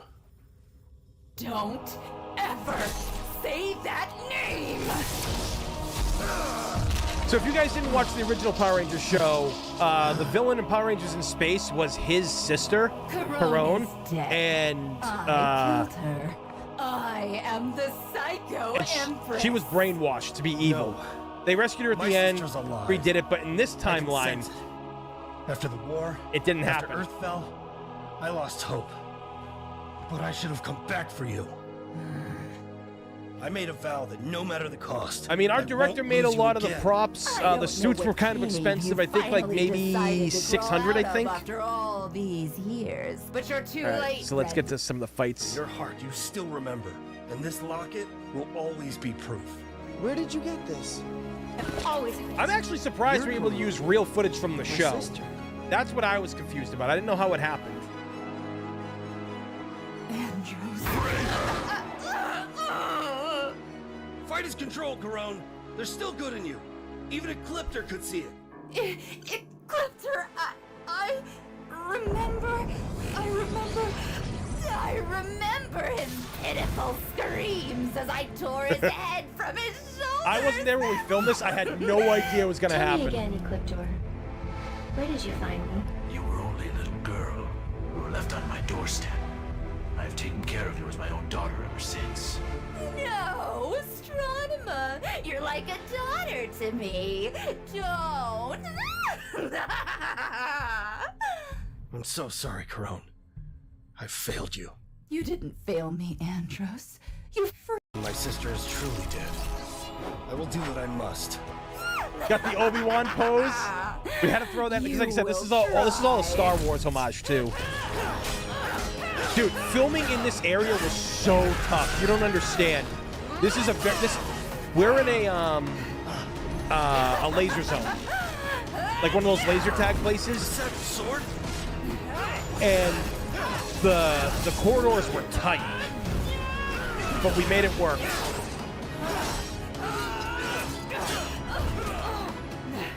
At last, the Power Rangers are no more!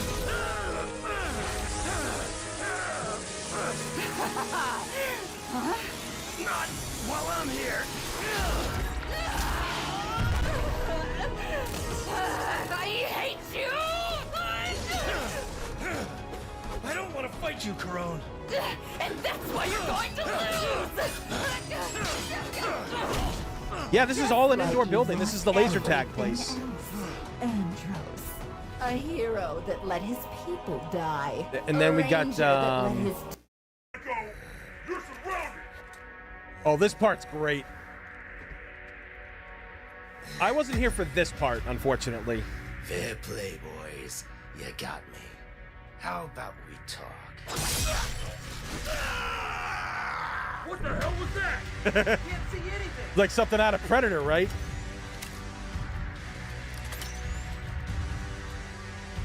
Oh, I'm not behind the show. I just work on it. I do the photography, and I'm going to be one of the Rangers in episode 5.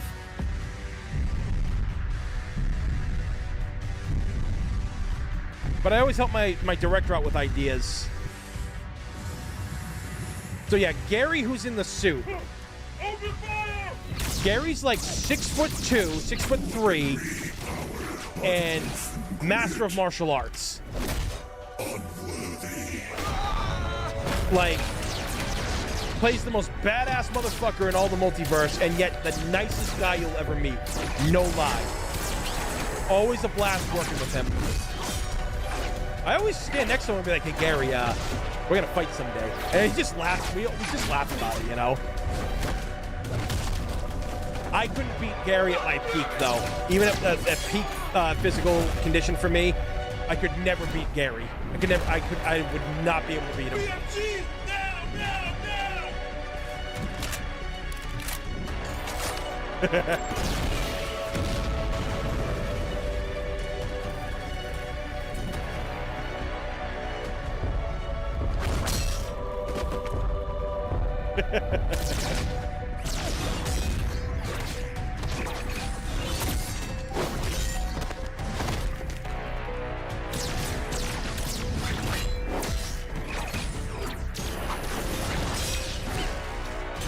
Yeah, you see how tight the corridors are. This part was pretty tough to film from what I was told. But the later stuff that I was here for got even worse.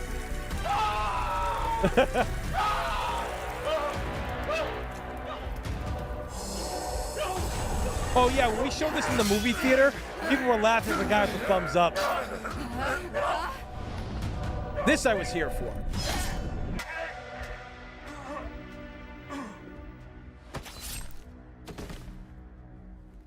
Andros and Corone of Universe 198.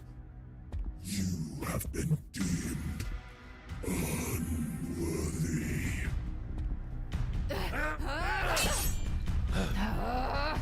What the hell is that? You dare challenge me? You can call me the Chrono Ranger. But this is a message to every Power Ranger in the multiverse.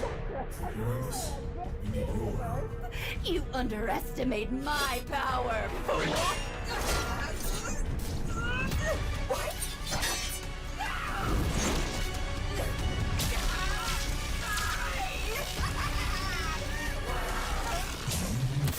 Nothing compared to the power of the morphing grid.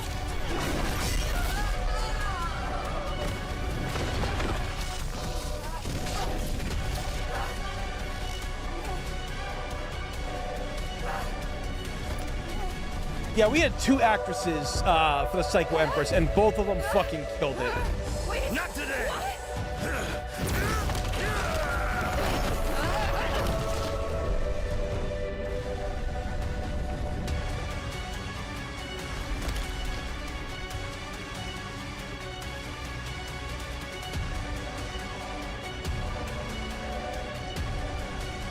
Run. Fight. It makes no difference. The Power Rangers are no more. Let's rock it. 10, Yep. 9, 8. Yeah, no, we did so much during this. 4. Do we have an after credit? No, we didn't film an after credit for this. Put it all on the floor. And Universe 198. But yeah, no, we do so much with this series. We love it. It's absolutely fantastic for us, and we're very lucky and fortunate to get to do the things that we do. What's the lore behind the fact she can use Force Lightning? So, like I said earlier, the Psycho Menace is a homage to Star Wars. Our director is a big fan of Star Wars, and much like a lot of us, he hates the newer Star Wars movies because of how bad they fuck up Star Wars.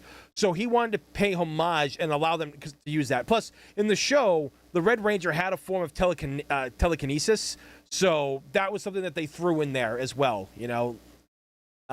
So yeah, that's why that they can do that. But you know, hopefully that you guys really enjoyed that. That's just like a sample of what we've done. We shot a lot of other episodes. We've got some other stuff coming out too. The Green with Evil thing is kind of a tribute to JDF. So it's a big Green Ranger versus Red Ranger fight. You guys are gonna love it.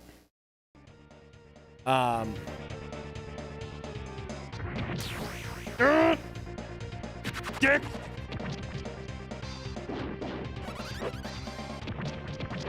Ah! Make it rain! Fuck.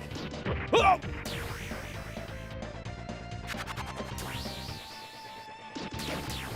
Well, see, like, one of the reasons why fan projects are so good is because nobody is telling us what we can and can't do. We're completely self-funded on Unworthy. Our director literally uses all of his own money to fund it.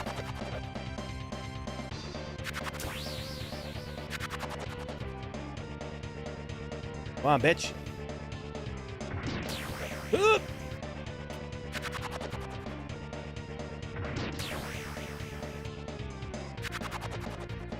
But, you know, I owe my director a lot because, you know, he gave me a chance when nobody else would. You know, my buddy who played the Chrono Ranger, the guy that got his arm cut off in the other episode we watched, he brought me on because, like, I had the Dragon Dagger that they needed because theirs got stolen. So, when it came to, you know, it came to using that, I let them use it. And then my buddy talked to the director. He's like, look, I got a friend. He does a lot of photography. He's big into Power Rangers. He's amazing. We got to bring him on. And they did. They brought me on, and I've been with them for 5 years.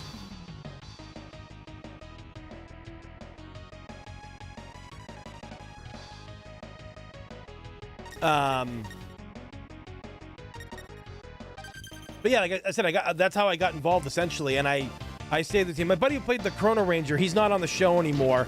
But I stayed. He was just like, yeah, dude, I'm leaving, but I want you to stay. Like, you got a lot to give here, and it'll be good for your portfolio, working with these people. Like, you're going to get a lot from it. And he was right. I did get a lot of experience working with them. And, you know, I've learned more about martial arts. I've learned about filming. You know, I've learned a lot about filming. Learned a lot more martial arts from the people that I've worked with. I made lifelong friends. We got to travel to California to Power Morphicon, which is the biggest Power Ranger convention in the United States, and we had our own table. Dude, like, I literally had, I think he played Ryu in the Bat in the Sun Green Ranger versus Ryu fight. He came up to our table and was hanging out with us. Christopher Kamen Lee came up and hung out with us because we did a panel with him. You know, we did because there's other Power Ranger content creators out there too. And like, what was it, Colin and DJ, they do a lot of Power Ranger stuff out there in LA. They make amazing stuff. They're really good. They brought us in and they were awesome to us. They were absolutely fantastic. Well, we got to have a panel with them. Nothing but last week we did dinner with some of the guys, and it was great. I'm trying to think. There was somebody else that came up after. I'm trying to remember. Who was it that... Oh, that's right. Virgil himself, Dan Southworth, he came up. He came up to our table when we were eating. And he stopped by our table because he wanted to see us and stuff. And I'm like, Virgil wants to see us. Like, what the fuck? And then we hung out with him after dinner. He caught up to us as we were leaving the restaurant. And he was chilling with us and stuff. And he was absolutely incredible. Absolutely incredible. You know, he was super chill.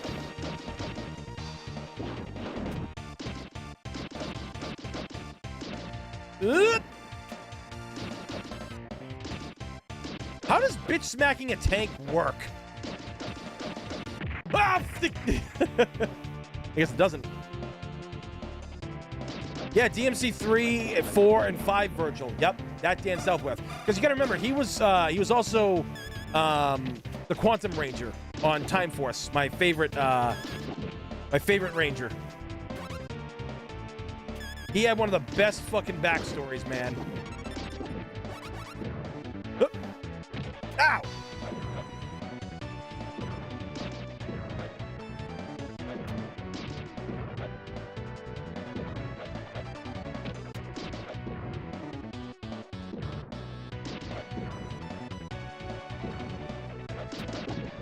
Go. Ow.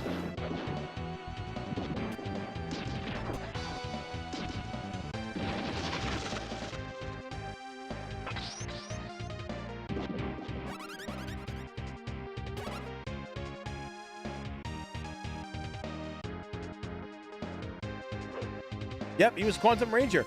Technically, virtually everybody from Devil May Cry has, what do you call it there? Has been a Power Ranger in some way, shape, or form, or in it. Reuben Langdon, who plays Dante, he was a lot of the monster suits. Ooh, not going near that. Yeah, he was in a lot of the monster suits, and he was in Time Force. He was in the Silver Guardians. Ah, fuck. 0 counts in this game, right? Okay. Some games when you hit 0, it doesn't actually count.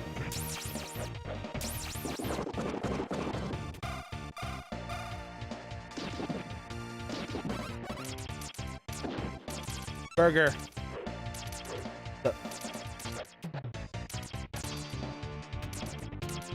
Oh!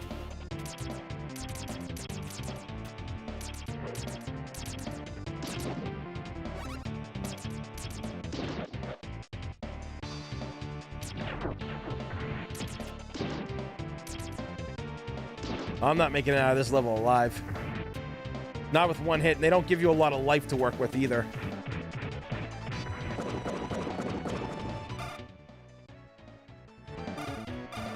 And obviously, you know, Nero is Johnny Young Bosch, who was Adam in Power Rangers for years.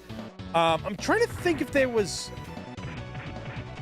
I feel that there was... Oh, well, I mean, technically, if you want to count the DMC reboot, the guy who was in DMC, Devil May Cry, the guy who was Virgil was the Lunar Wolf in Power Rangers Mystic... Was it Wild Force? Or whichever one that was.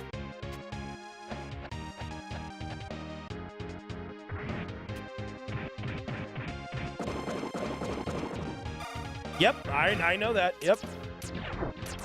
Yep, Bryan Cranston was in Power Rangers. Yep, he sure was. Which is just crazy that he did that show and then he went on to be Zordon in the film. Oh, cool, 1-up. All right, that works. Oh, what the fuck?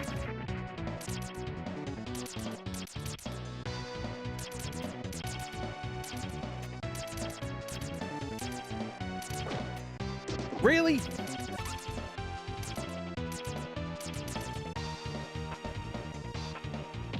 Ow! Ow!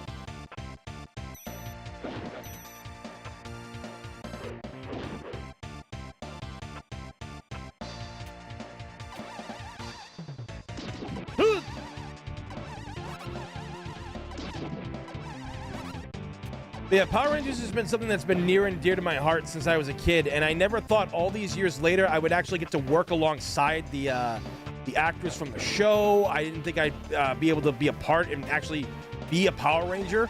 Like, I was just happy. Okay, we good? We good? It said OBS disconnected.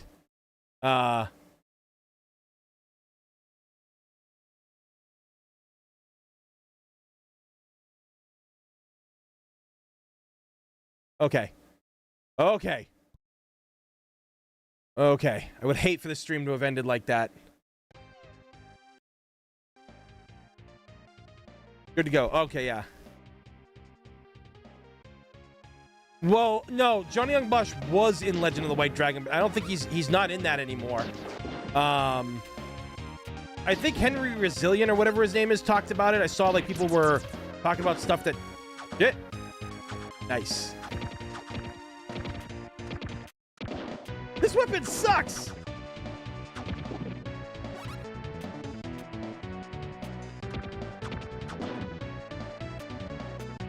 You've got 3 bows. How are you not killing anything?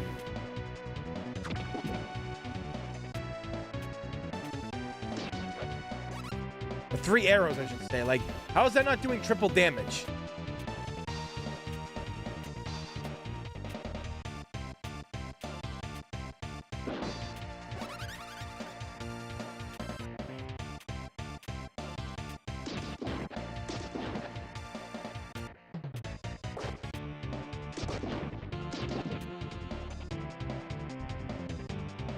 So yeah, the reason why the Pink Ranger is bulky as fuck in this game is the same reason as she was in the last one. They didn't want to change the sprites. They just wanted to. They weren't gonna spend money to make extra sprites to make the girls look like girls. I think that's really lazy game development right there, because it doesn't take that much. It really doesn't. I mean, Baz will tell you that sprite work can be a bitch, but if you're good at it and stuff, you know, you're good at it.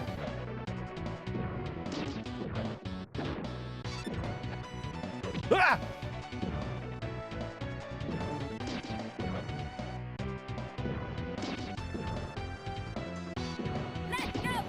Gotcha. Yo, Suspect 13, thank you for the $2 super chat. Did you ever work with JDF? Do you know Francis? No, I never got to work with JDF. Now, there is a voice message that my my director sent me one time where JDF, this is like when we were still doing, I think, episode 4, because we did try to get JDF. We did want him on the show in some way, some form. And I'm like, well, and our director's like, yeah, like, I got some ideas. And I'm like, well, how would you do something like that? Like, I mean, I kind of had a way that we would bring JDF into our show. Like at the end of the series, like the team is at the juice bar, right? They're at the juice bar and they get a call from Zordon and they're like, oh, they check around and a guy delivers them their drinks on the table and it's JDF and be like, oh man, I used to have a watch just like that when I was a kid. You know, something like that I thought would have been really cool. But he was really busy. Like this was like, I think at the beginning of the White Dragon stage of planning. So obviously, you know, we couldn't do it. But he sent a voice message telling us that we were doing it better than the brand. And I'm like, and I said to my director, I was like, wait, did he just give us the thumbs up and say that we're better than the actual Power Ranger show? And he's like, yeah, he did, dude. And I'm like, what the fuck? And the reason why he said that was he's not mocking like any of the writers or the directors. It's just the way that Hasbro was doing it. JDF got sick and tired of it. You know, he got sick of Power Rangers because of how it was being treated. You know, they were only thinking about profit. They weren't thinking about the fans, which is obviously what JDF was about, and its legacy. Hup! Hup! Gimme. Ah!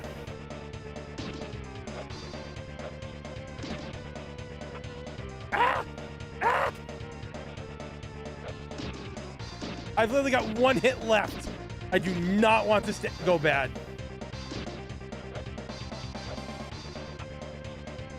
Ah!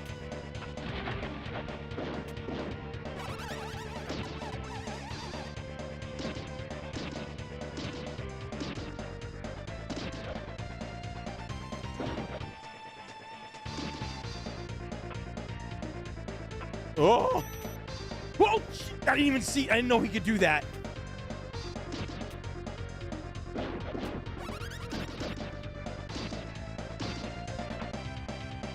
Oh!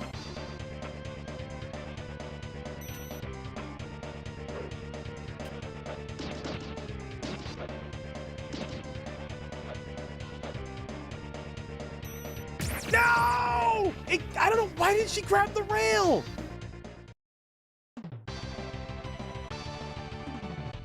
I actually have a buddy that used to skydive with JDF, though.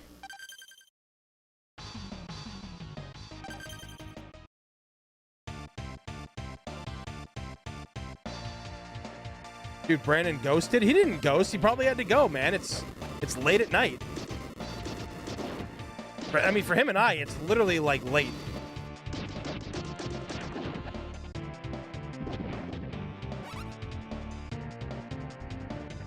Freaking lasers, man.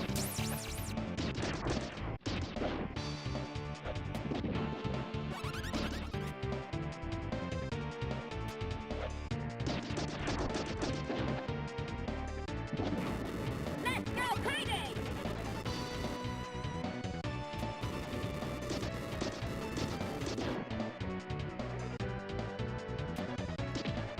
There we go.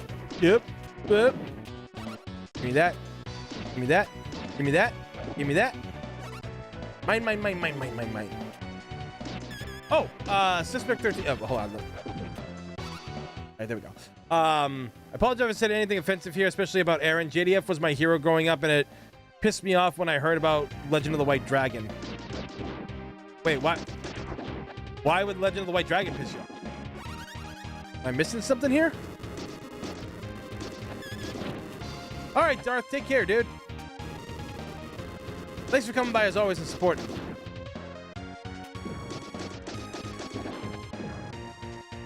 Ooh. Oh, it's delayed again? Well, yeah, I mean, Takes a lot to do this stuff.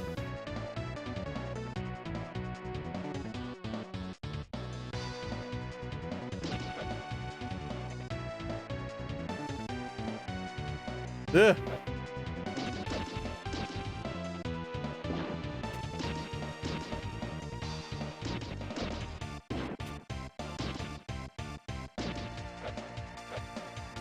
Nope, nope, not falling for that again.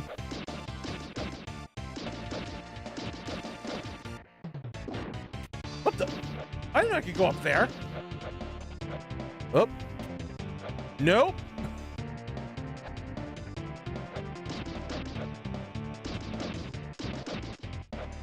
There we go.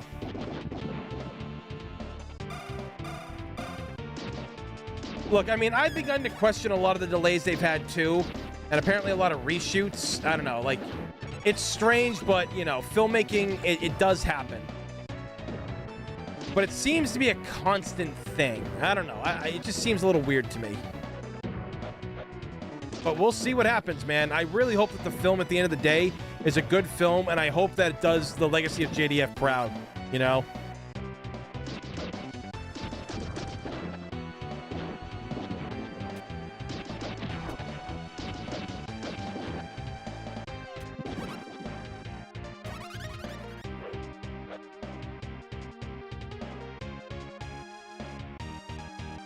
Yeah, they had like a lot of problems. Well, like they had to go back to like color correction and stuff like that from what he's been showing.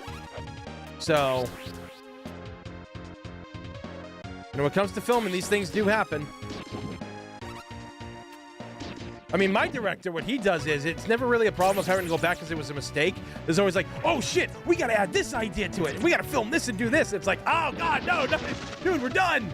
But I love my director. I love him to death because like he's got some of those brilliant fucking ideas up in that head of his. Like, it's insane. It's really insane. Ow. Ow. Ow. Oop, oop, oop.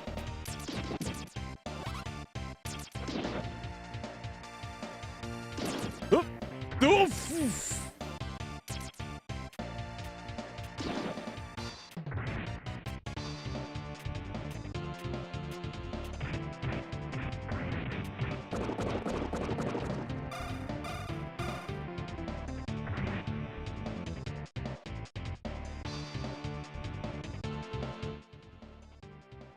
Do you know anything about his work or progress with faith, Tony? Brandon, I mean? I don't know anything about his faith. I don't really do religion. In my opinion, religion's a bunch of fucking bullshit. That's just made to suck the money out of people and turn them into fucking lunatics. Not all religions, obviously, but like, my thing of it is, organized religion is a scam.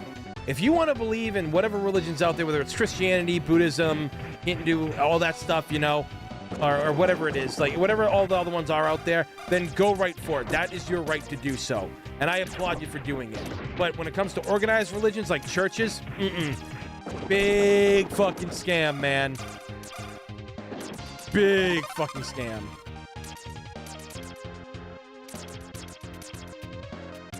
Ow! Oh, not this time, bitch. Motherfucker! Oh, god damn it!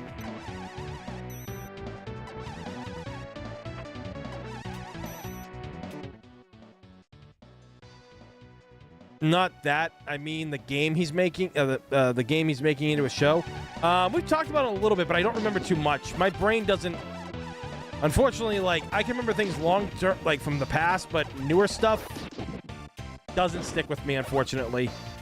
Depression's a bitch.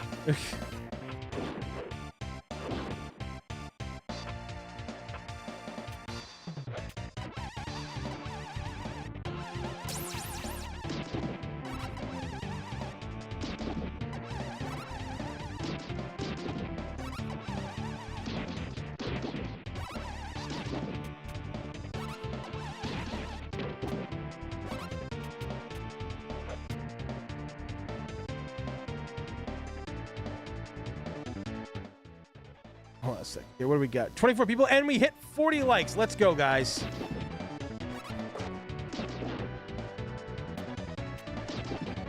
Damn it.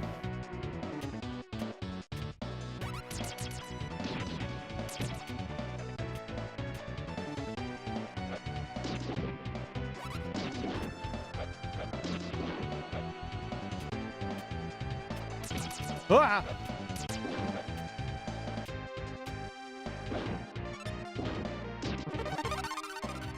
Ooh, extra life. Let's go. God, you know, like, these games, they might be simple to some, but man, like, the memories that comes from playing these things and shit, unreal.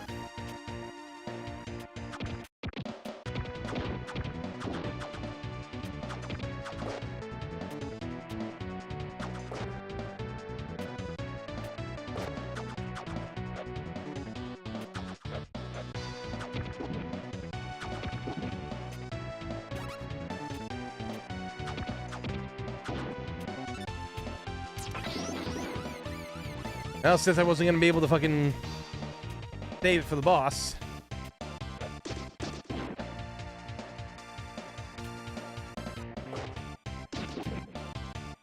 You know, a lot of people get mad at me for saying that about religion, but I'm saying organized religion. I'm not saying you can't celebrate it. Just don't believe in a fucking church.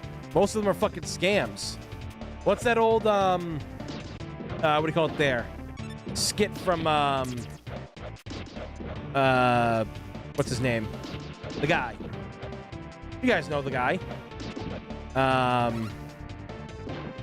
George Carlin. Where he was talking about religion. He's like,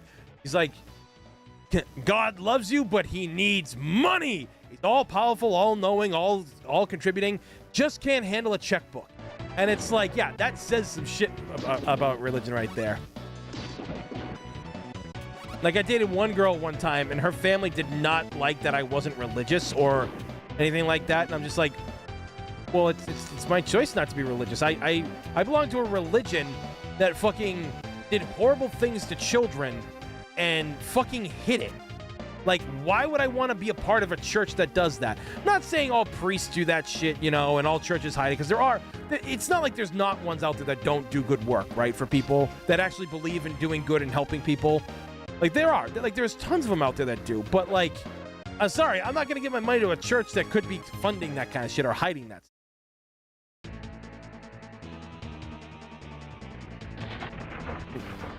Oh, yeah, like, he doesn't believe in God, but he believes in Joe Pesci. He's like, Joe Pesci doesn't fuck around. He looks like the kind of guy that gets shit done. Had a problem with my neighbor's dog. Talked to God about it. He didn't do anything. Called Joe Pesci. No more dog. Ah! Fucking jackass!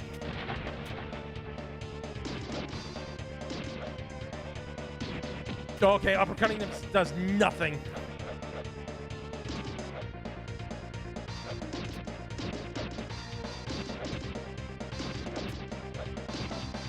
Ah! I'm okay.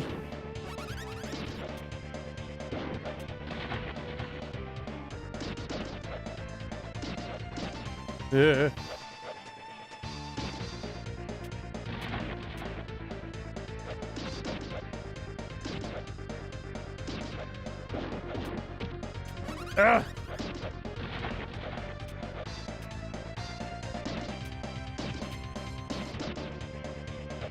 There we go.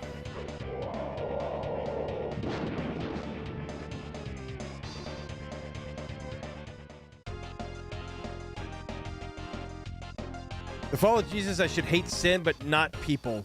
Most people hate people regardless of who they really are, and that's just so ridiculous. Trust your my kind of people, Tony. I don't trust anybody. People are terrible.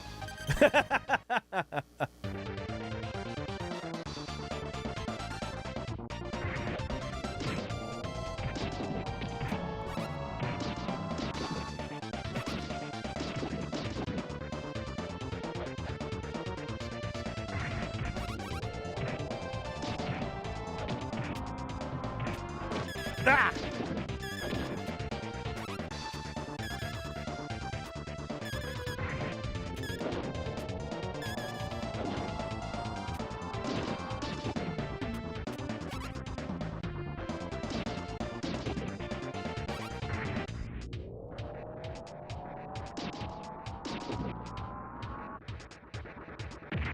Wow.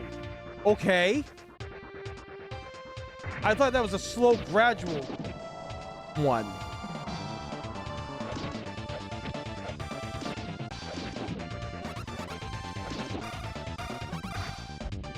Did I get a message?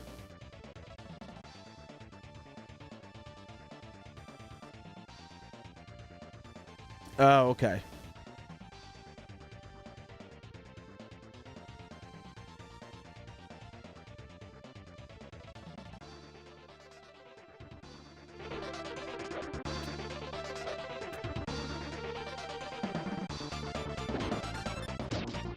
Whoop.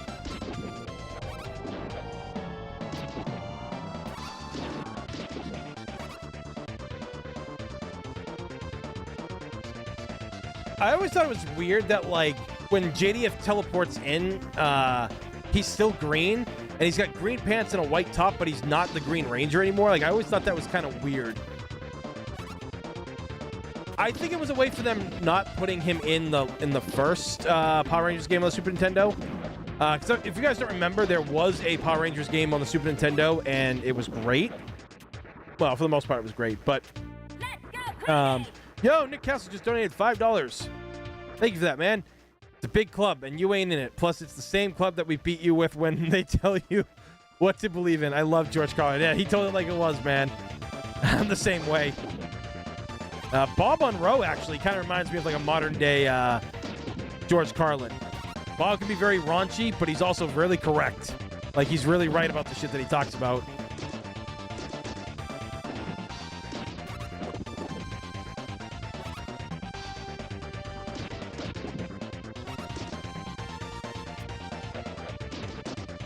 Yeah.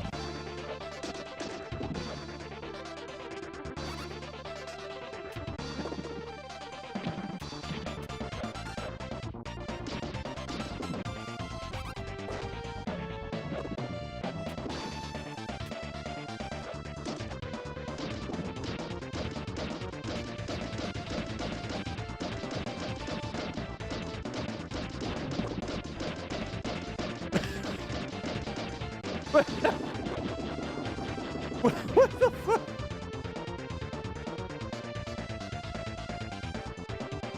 That was interesting.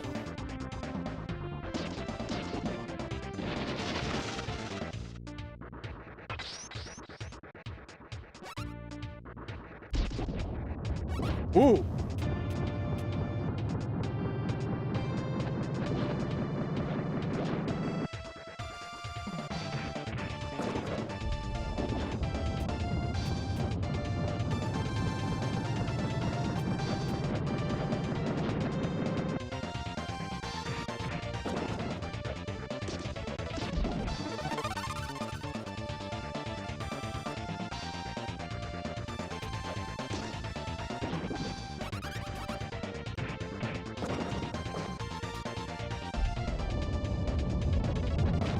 What the?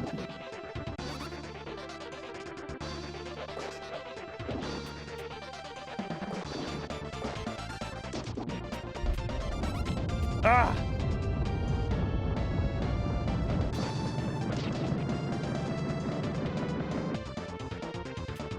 Woof!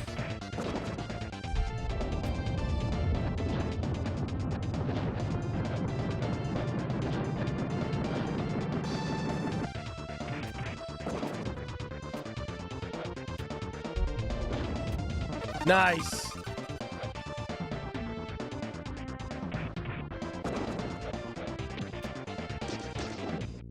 No! I still get it. Damn it. Zed's launching missiles and shit.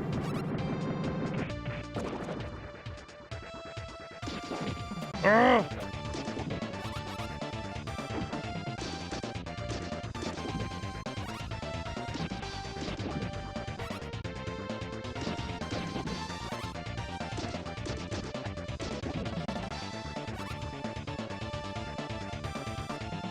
Now Bob's awesome. I can't wait till the next time I go up there, because I think like out of a lot of the a lot of the road team, I think Bob and I are the most alike. Like, we play off each other perfectly. Corey, too, honestly. Brain.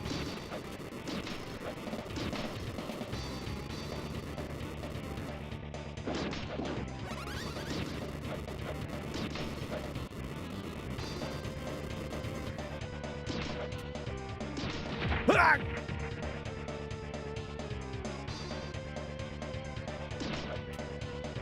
Well, the only rockets that I remember was from the Falcon Sword, where, like, Tommy literally goes, rockets away!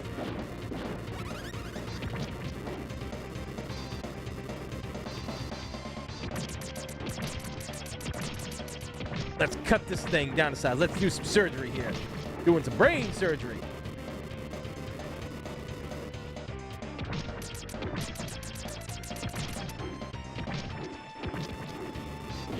Bring that power up. There we go, baby. Let's go.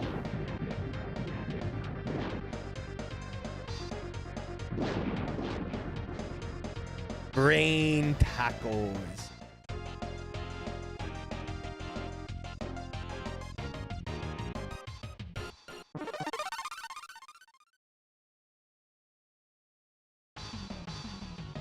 So this is the final level. I've already played it already, so we'll just play as Tommy again.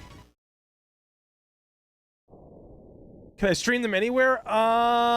Oof. Power Rangers is in a weird limbo for streaming right now. You can watch a lot of the original seasons on Netflix, and I think their YouTube channel. YouTube, I think, is on there for free.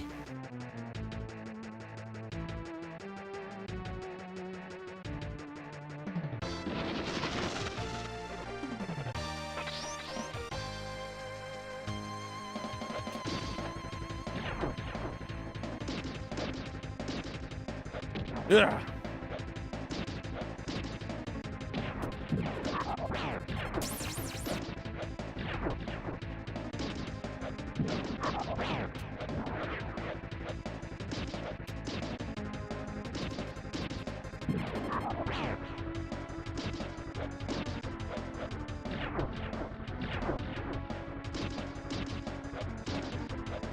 Ah!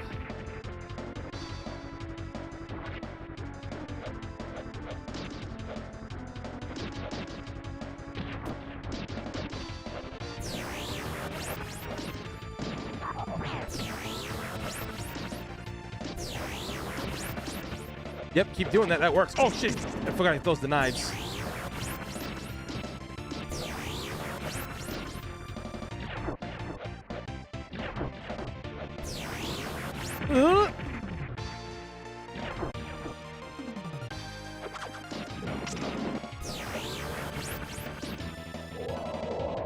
There we go.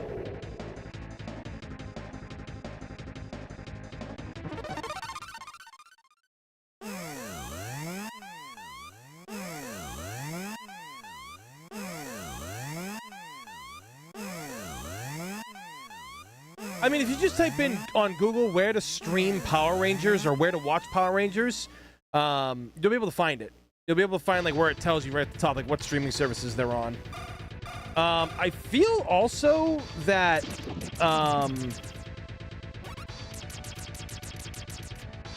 I also feel that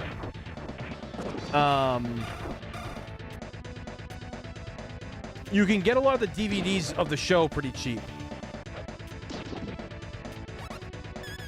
Because, like, yeah, like Shout Factory, they put out a ton, I think, of all the Power Ranger seasons, I think.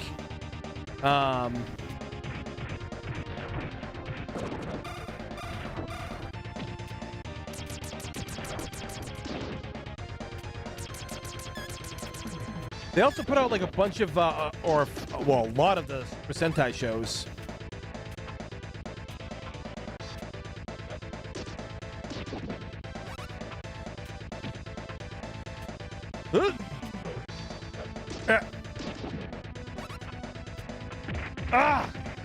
I think it's stupid that they can't wall jump like they could in the last game. Alright, so this game's almost over, guys, but the stream definitely is not. We are going to be streaming some Game Boy games afterwards.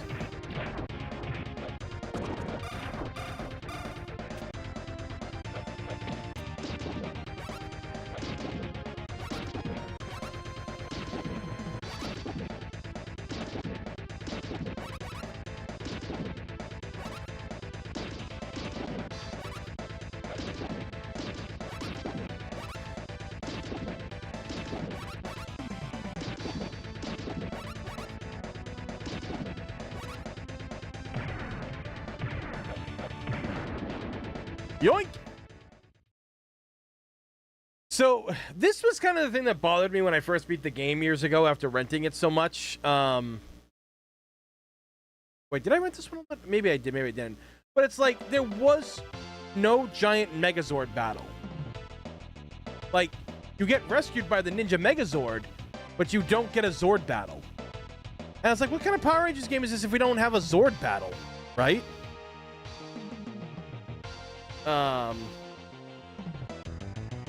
To me, that was always strange.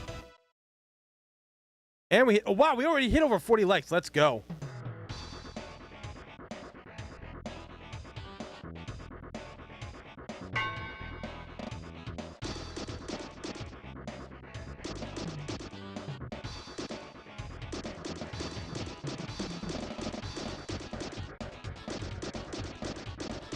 I mean, right after this, I think that in the same year, Vulcan Skull. I think the same year they created that Power Rangers game that's essentially Street Fighter with Power Ranger characters. So I actually met the actors at Bulk and Skull. Talk about some of the funniest people that you'll ever meet. They are just like their characters. Absolutely amazing people.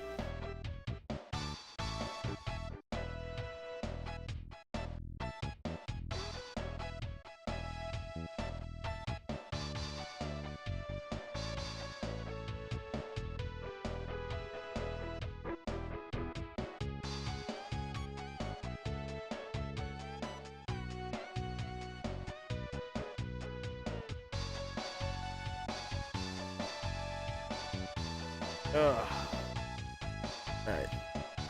Can speed this up to the end. Try hard mode and you can get a secret code. I can't remember what the secret code was. Alright, so. Alright, so like I said, guys, we are not done yet.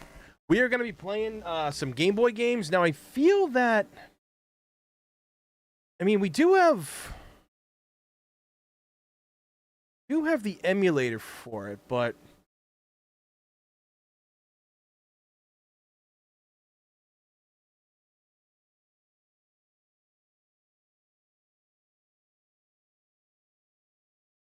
all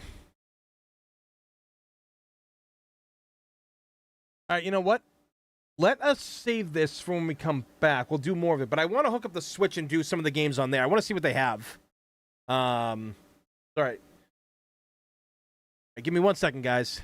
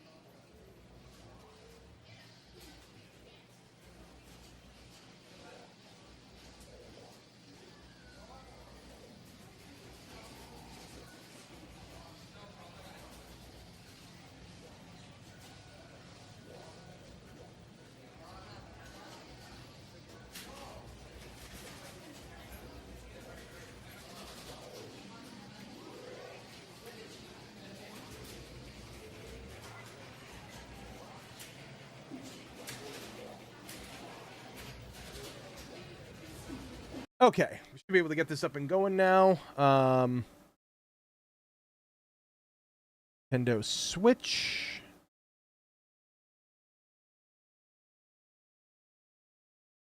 Oh, the power's not plugged in. Hold on.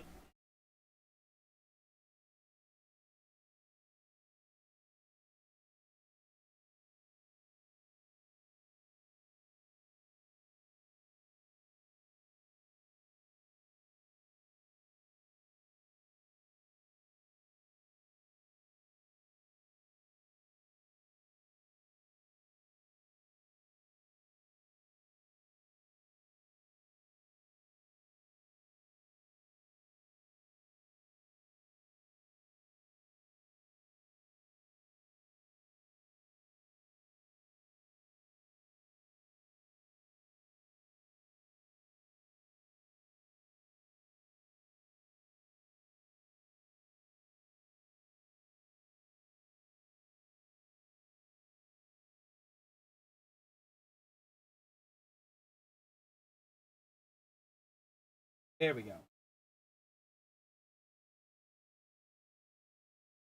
Don't start this bullshit with me.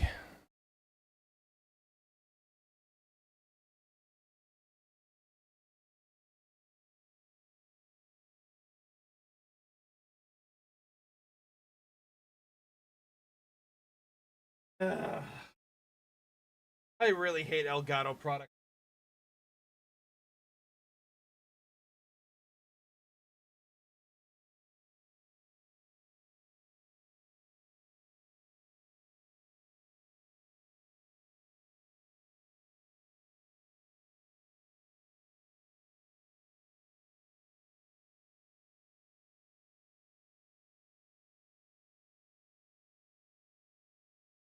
Hold on.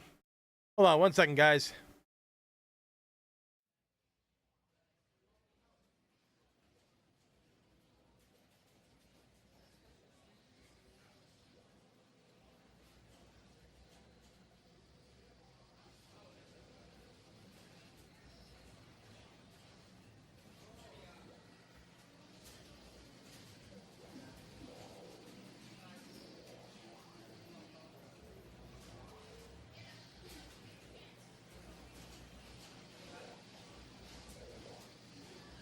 Okay.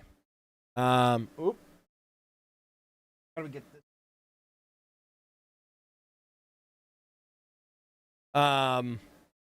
Yep, so it works now.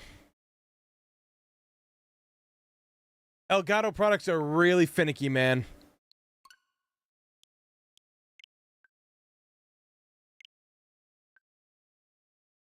Pump up the volume for you guys. This update.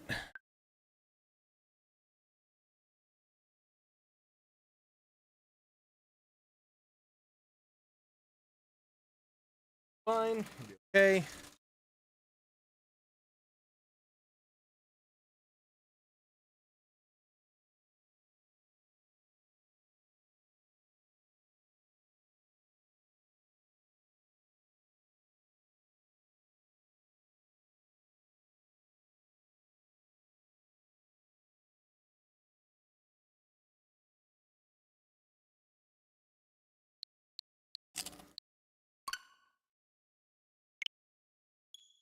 All right.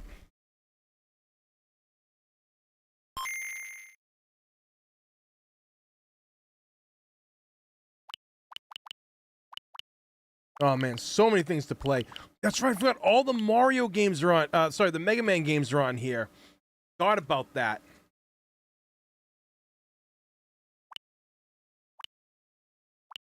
Tennis, golf, Dr. Mario, Alone in the Dark. That should be something we play on Row at some point.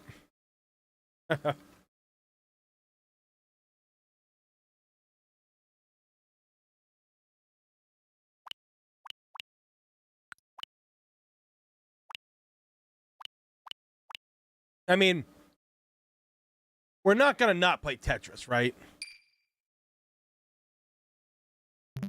Oop.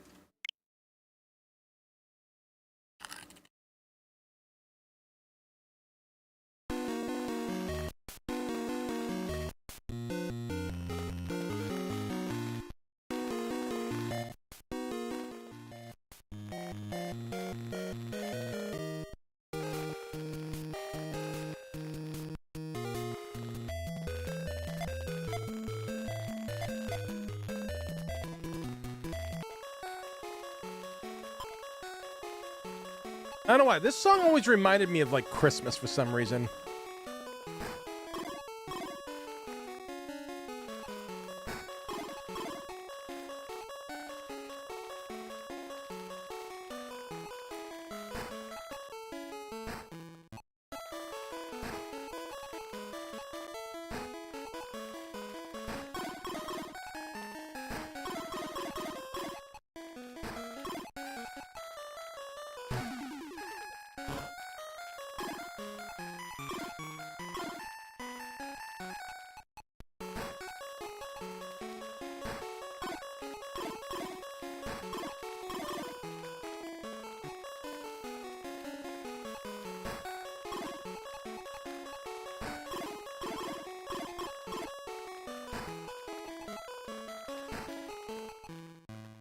Yeah, like this game also just reminds me a lot of my uncle.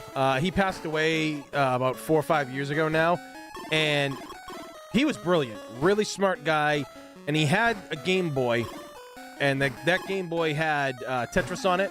He had Tetris, he had Mario World and Pac-Man.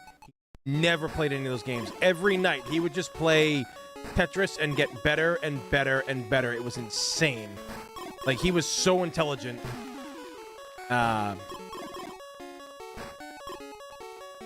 I fucked up. Why are you all giving me the shitty ones?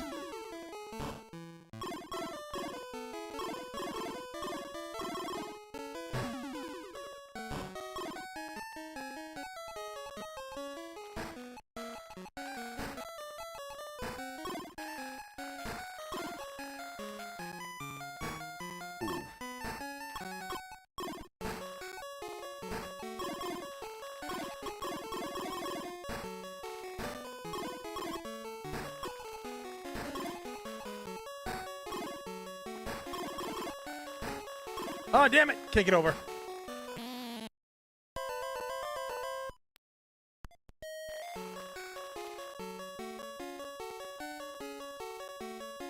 Let's see, hold on.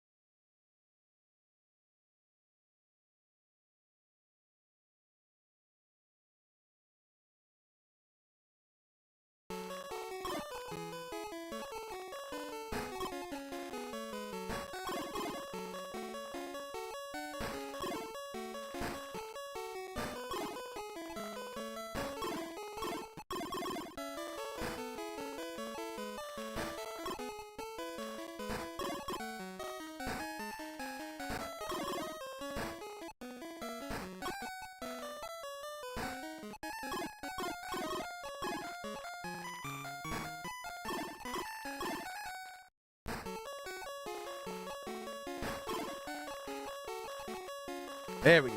Hell yeah. We got Tetris!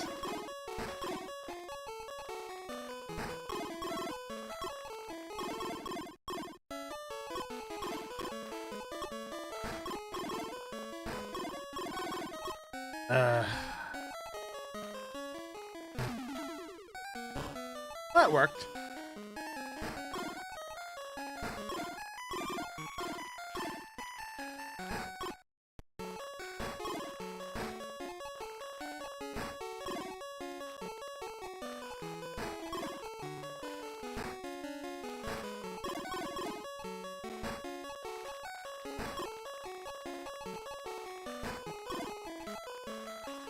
Yeah. New level.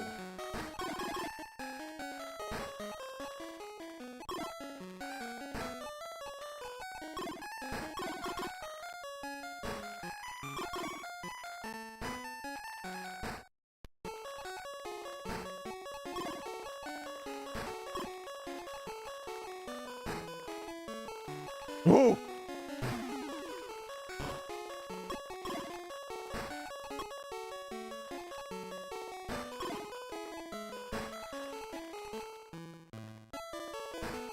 There we go.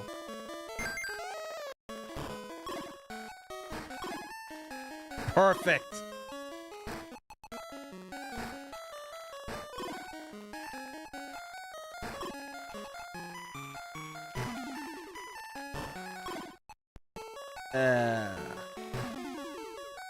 Oh, it worked.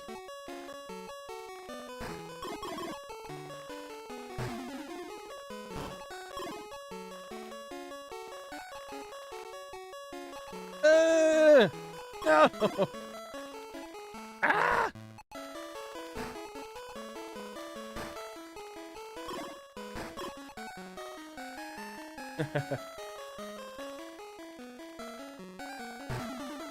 $22 people watching right now, and at 45 likes. Let's fucking go. Hoping we can get up to 50 tonight, guys. So if you have not pressed that thumbs up button, well, please go and do so. It actually helps the channel out quite a lot.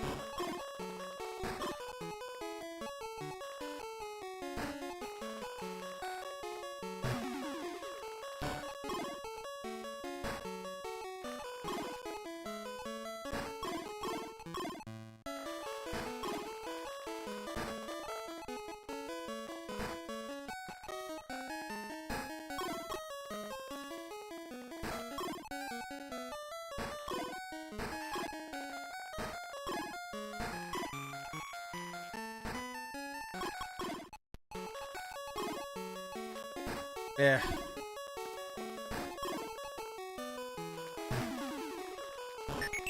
Ooh. There we go.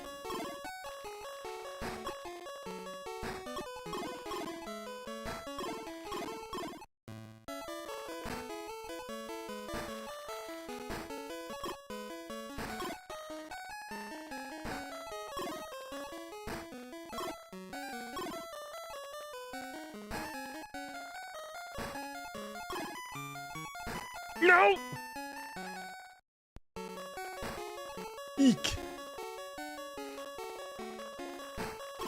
No! Ah! I fucked up.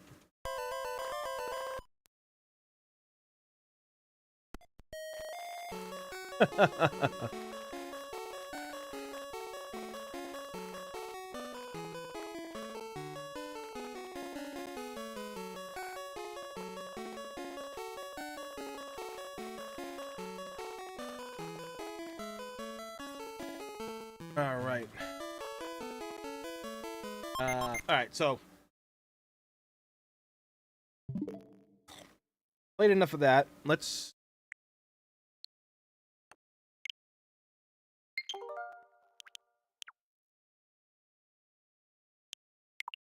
there we go. All right.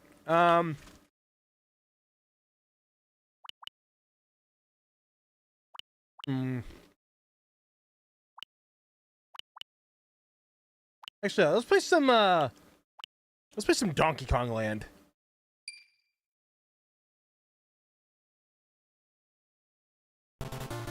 Oh my god, the green.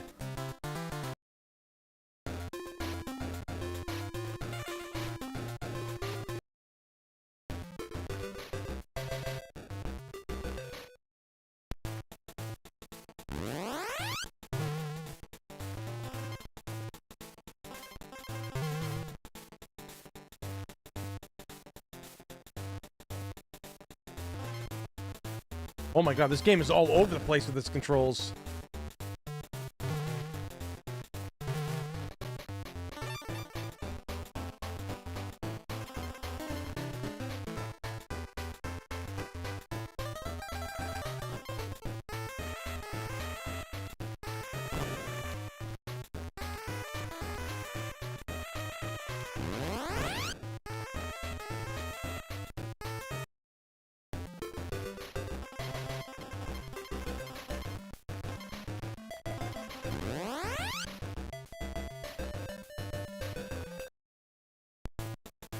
Strange.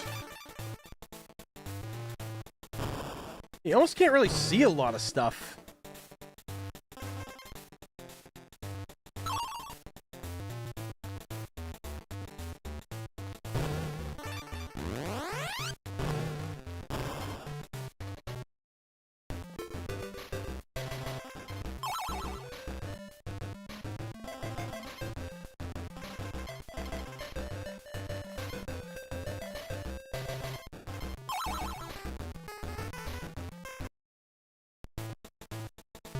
Oh, you lose the...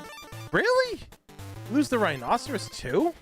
Yeah, like I said, I've never really played these games before. I played like DK Land 2 a little bit back in the day.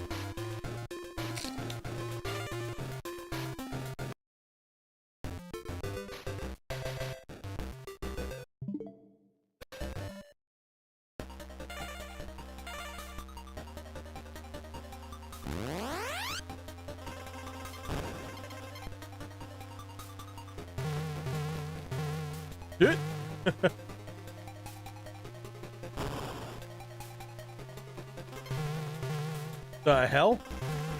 Yeah, you really can't see that much.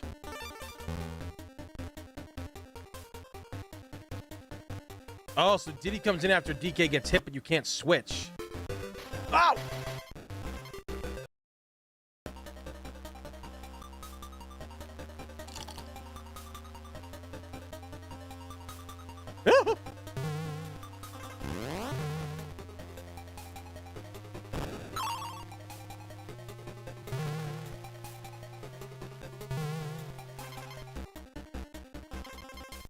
Yeah, they definitely don't move as good as they as smoothly in the as they did in the Super Nintendo version.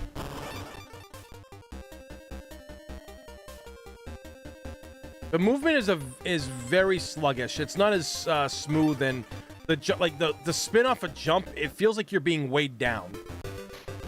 Hey, motherfucker. Yo, Bong Man, thank you for the follow. Greatly appreciate that. How you doing tonight? Wait, it was it was Nick Castle giving out a membership and everything. Thank you, Nick. Great. Thank you, man. Thank you for doing that, dude. This gets us one step closer to our goal.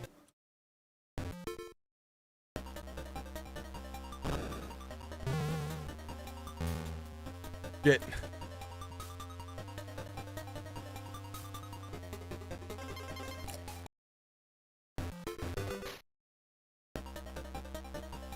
Like, the problem with this game is you can't build up momentum. You almost stall when you do.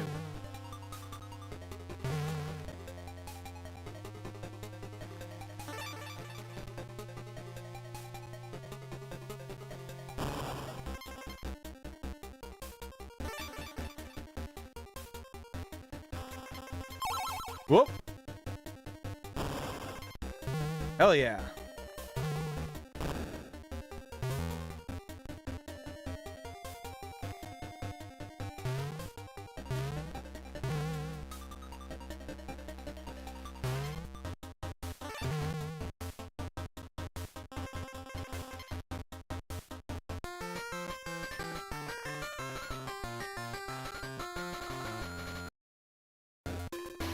All right, Backflip, take care, dude. Thanks for stopping by and hanging out as always. Greatly appreciate it.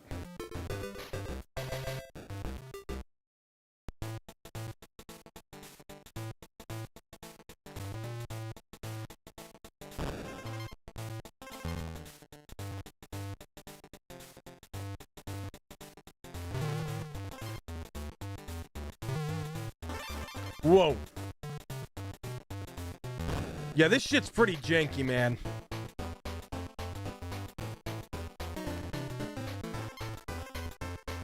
Wow. Ah! Oh. I live.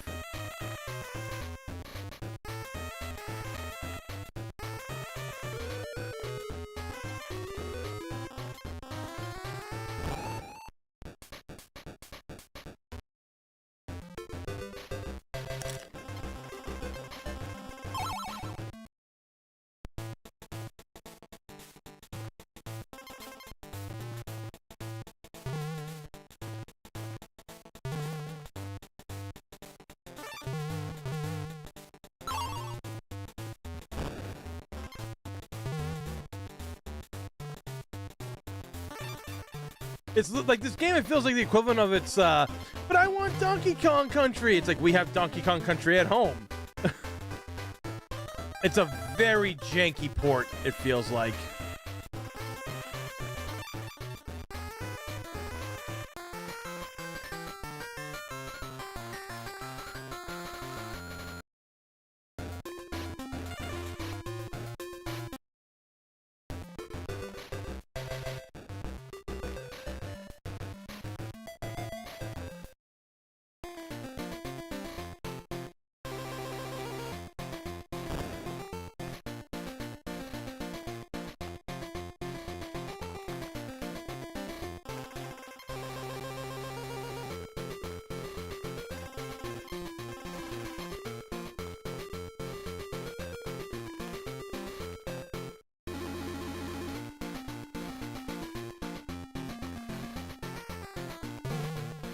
Yes!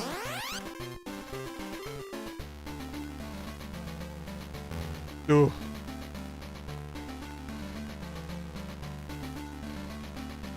What the?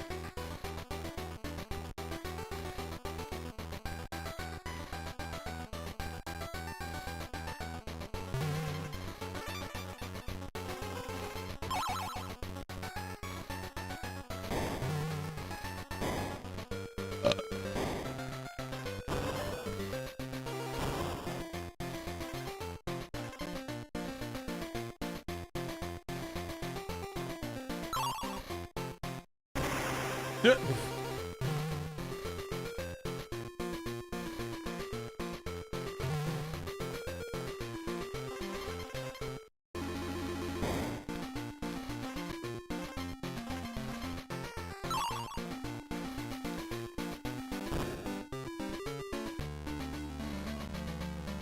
like the level, I mean, it's a Game Boy game, so it's not going to be that well detailed, but I don't know. I just kind of feel it's a major downgrade from like what we're used to seeing. Oh, motherfucker. Yeah, like I said, the controls, like when you roll and your speed just aren't there.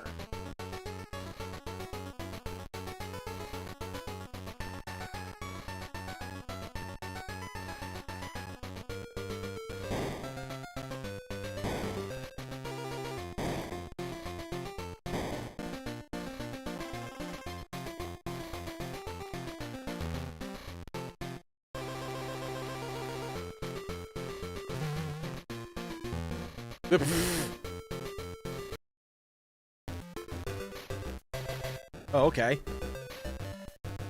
Dang, I never knew how good I had it back when I had that Game Boy Color. There was color and just not green. To be honest, the green's nostalgic for me, right? It's nostalgic for me. And it's near that it comes from, you know?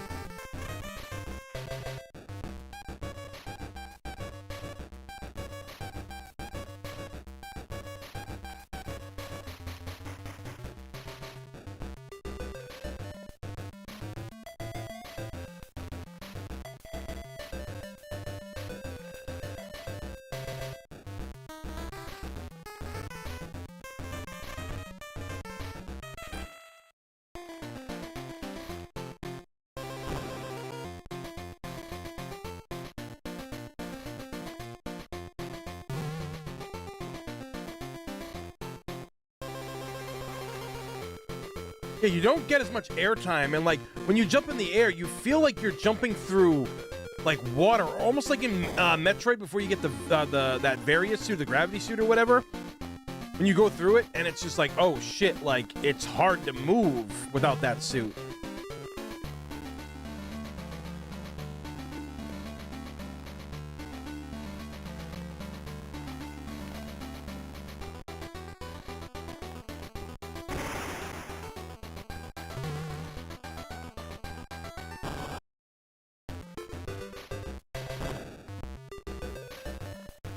I'm an ostrich, bitch! The fuck?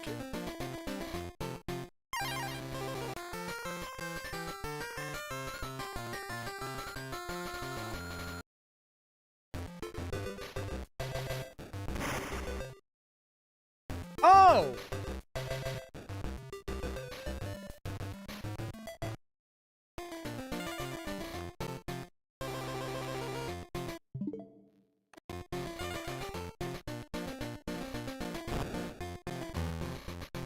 I'll just die. That's pretty cool. So you gotta find items to break these like barriers and stuff like that. That's pretty cool.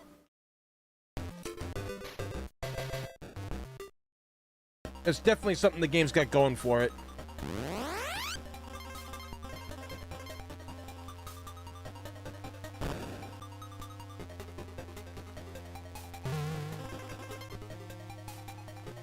The problem is, it's almost like playing a Sonic the Hedgehog game on the old days. You go too fast and you just literally rip across the screen and can't react fast enough. That's like what this feels like.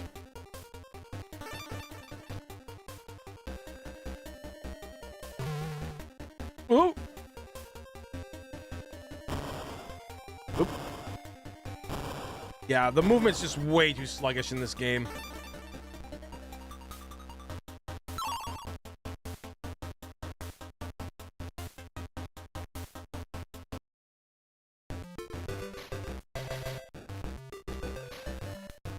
That's weird. All right. Let's try another game out.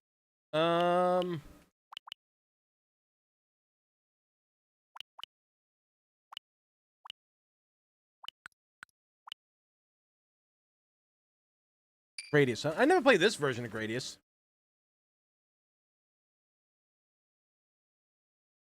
Uh-oh.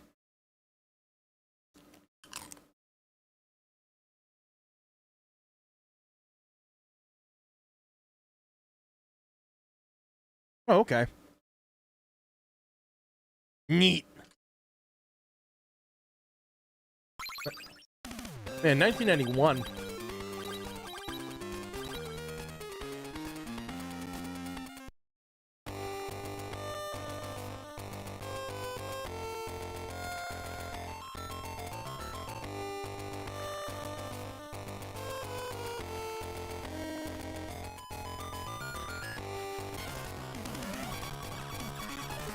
Oh, God.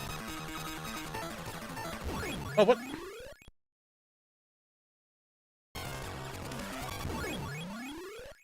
So wait a minute, you can't shoot those.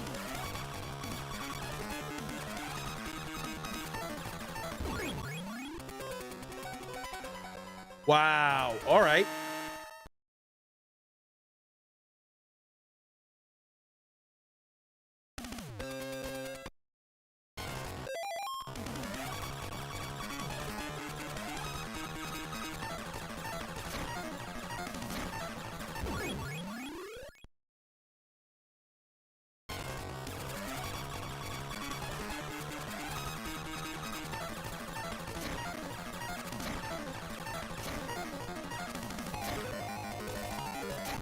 Damn it!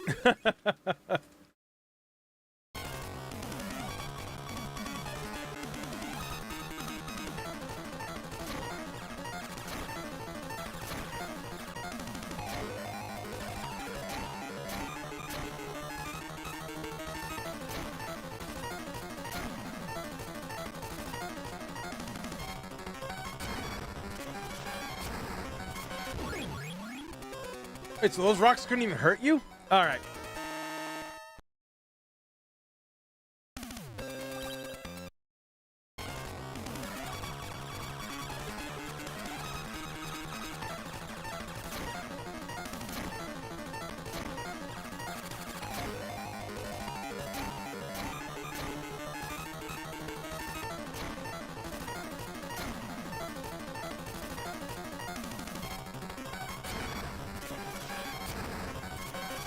Okay, so the following ones.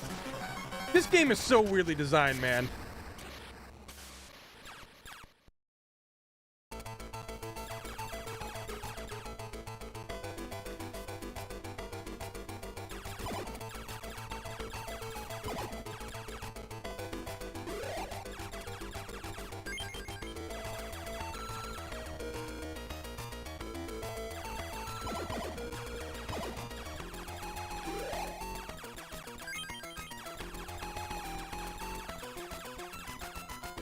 Ah!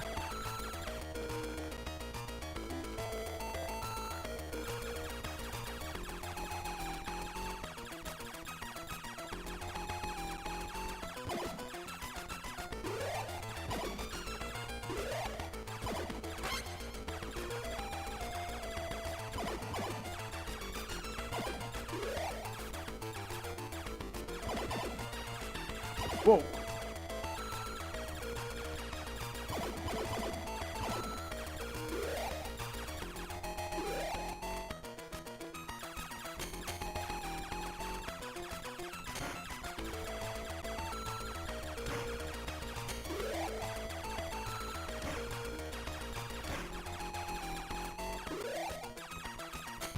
Ah!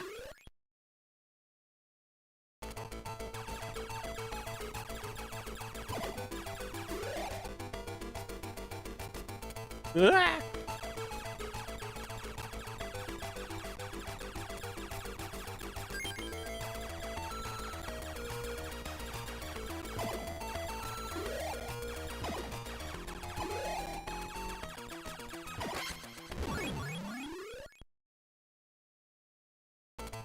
That's it. I'm done with this shit. That's some bull crap, man.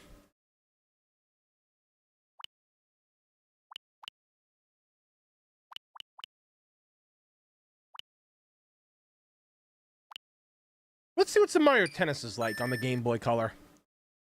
I haven't played this in God knows how many years. Because I'm a huge fan of the one on the N64. That one is great.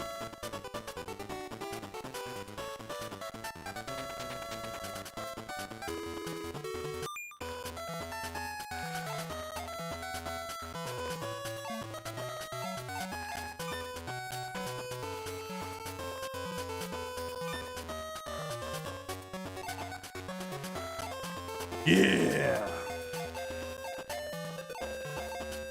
DK. DK.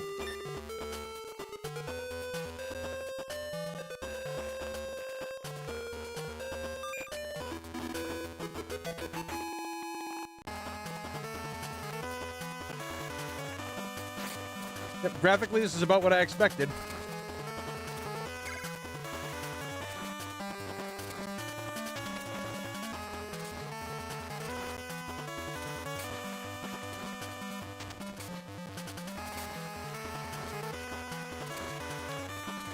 Why does Bowser have good speed for a power character?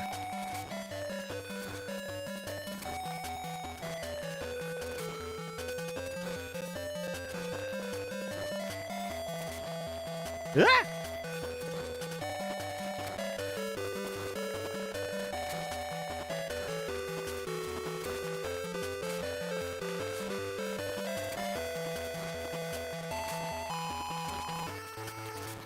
Ow!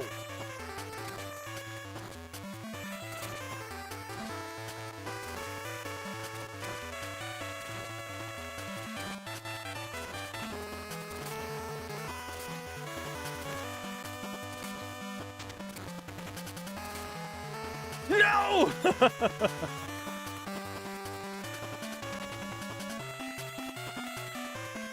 Yo, Cinnabon, what's going on?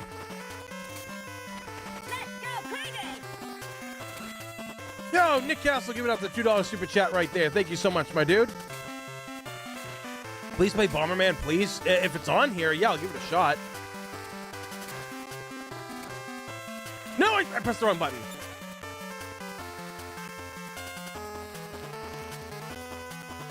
Yo, Backflip Dad with the 99 cents and the gifting of the banana. Thank you.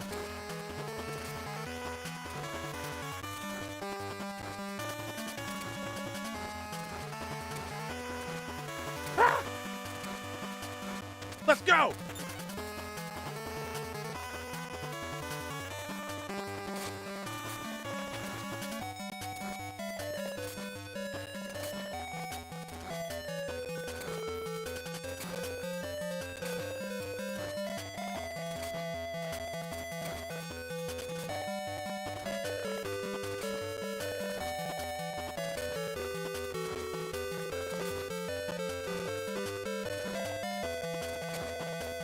Oh!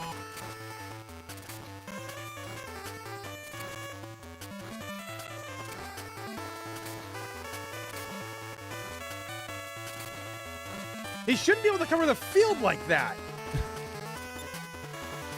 God damn.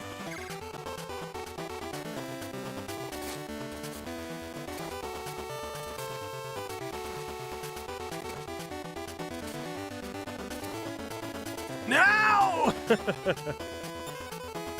Man.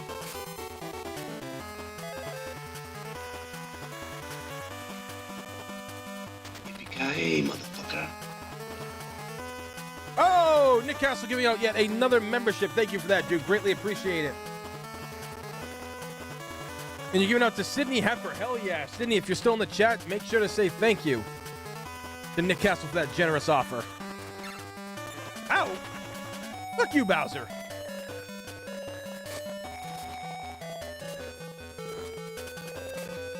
Ugh. Now!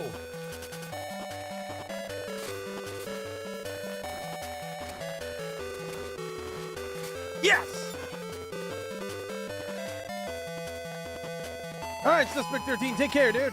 Thanks for coming by and hanging out tonight. Greatly appreciate it as always, man. You get some good sleep now.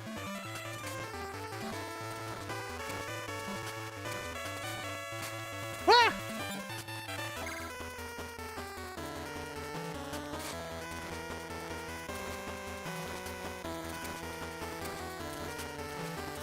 Oh, what? Yes! No!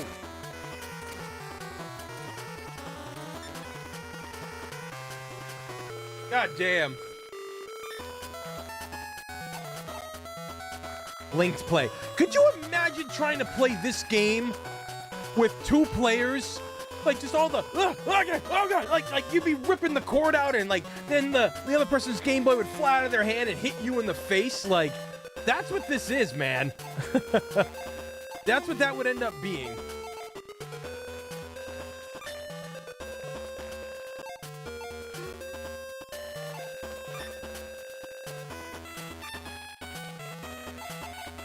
Let's try my boy Louis. Wait a minute. What? Is Mario not... Wait, is Mario not even playable in his own tennis game? We got Baby Mario, but no regular Mario?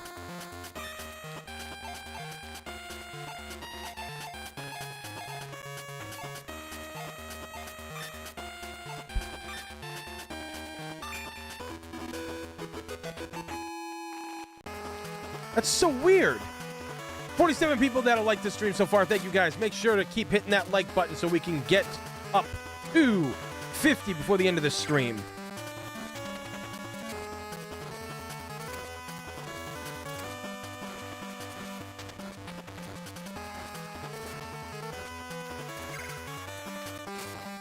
Oh, what a spike.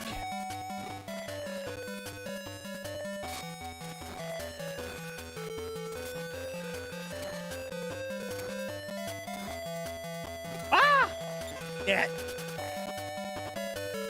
Baby Mario. Ugh.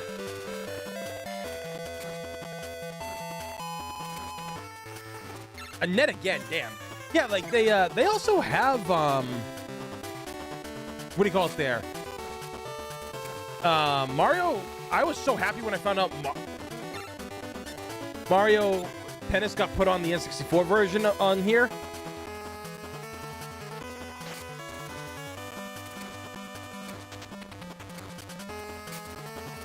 Ugh. Hold on, I got a message here.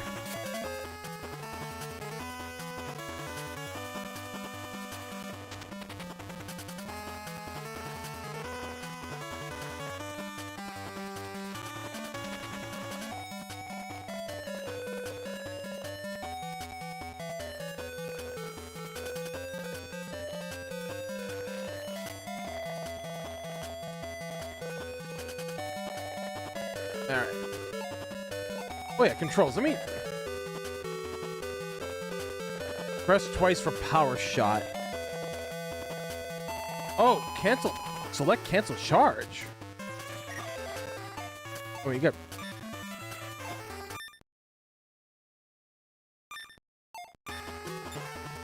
Okay.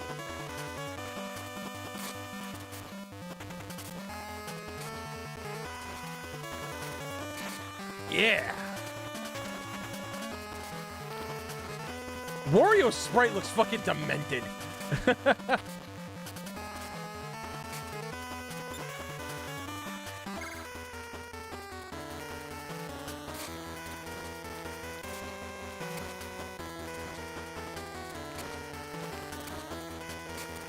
Ugh.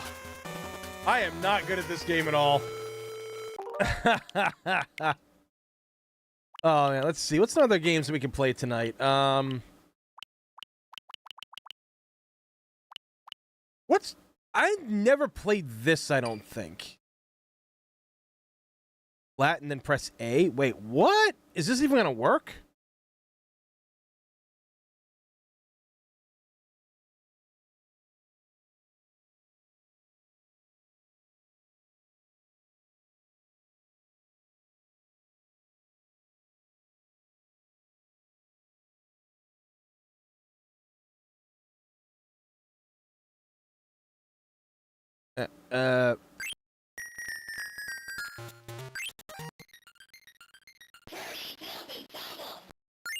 Even voice working here?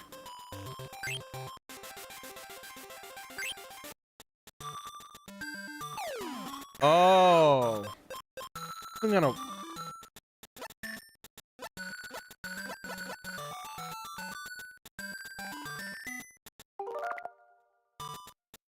So wait. They put a game on here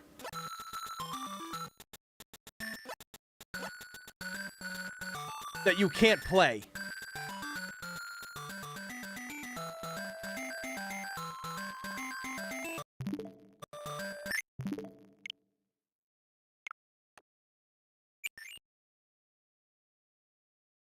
Why would they do that?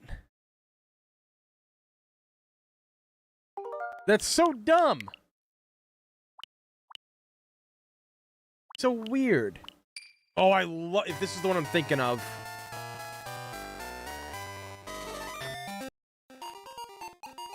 Egg. Oh, I think this is the... No.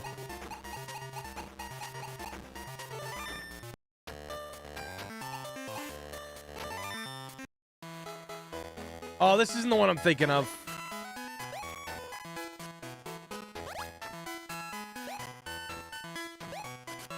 I'm looking for the other Game & Watch gallery.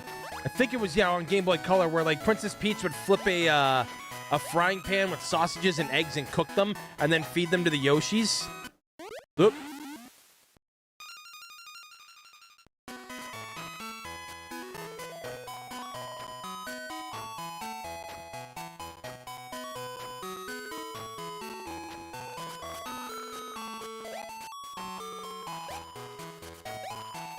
But yeah, I remember getting games like this and, you know, just simplistic games. And it's what you got at the time, and you made it last, you know?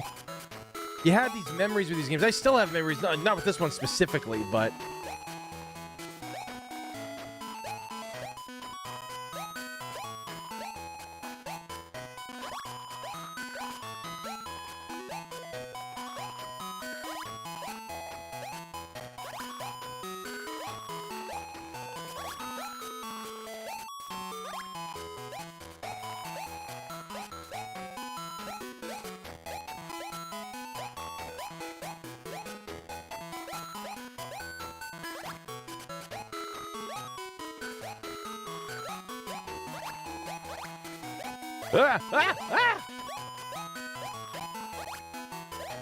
It's just so much food.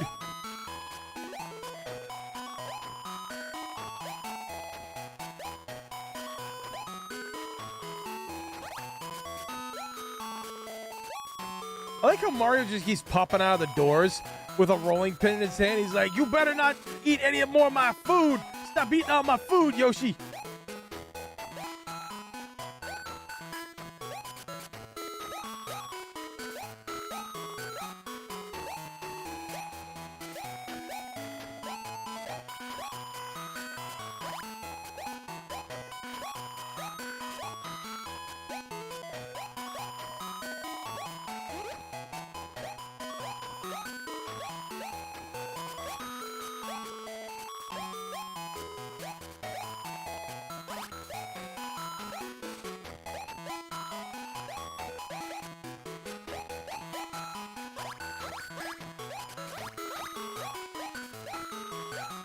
There we go.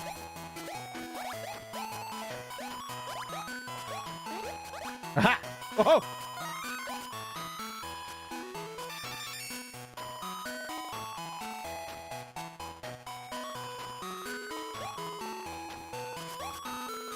Oh, so I'm filling up those gauges down there. That's what it is. Gotcha.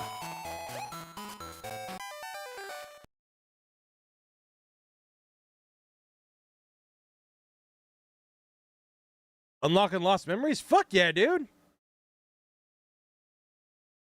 I'm glad. Well, I mean, that's the reasons we do the things we do here at New to Retro Reviews. We unlock core memories, and then I hope that people go out and, you know, play those games. So they can relive those memories, you know?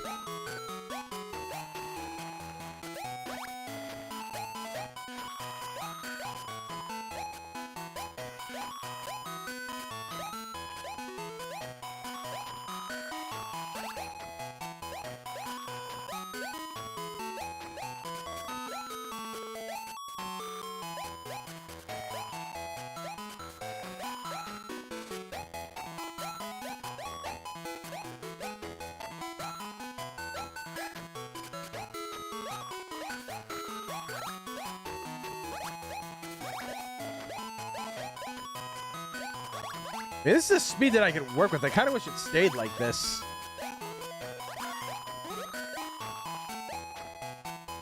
Hey, those other ones are all done and collected. Hell yeah. So I take it like it never really actually ends, does it? These things just keep going on and on and on until you fail.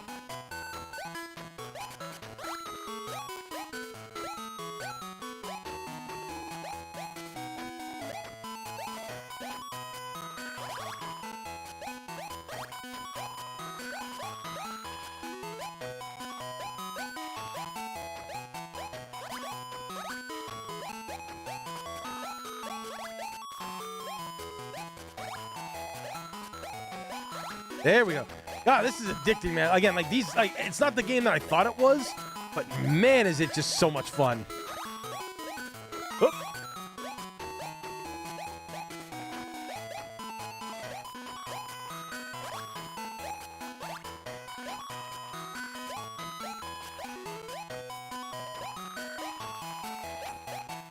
Yeah.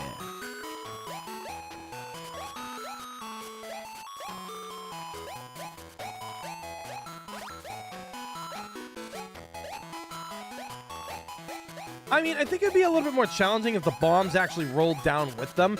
Now, I assume probably on the harder mode, it does do that. Ah! Ooh! Oh, no!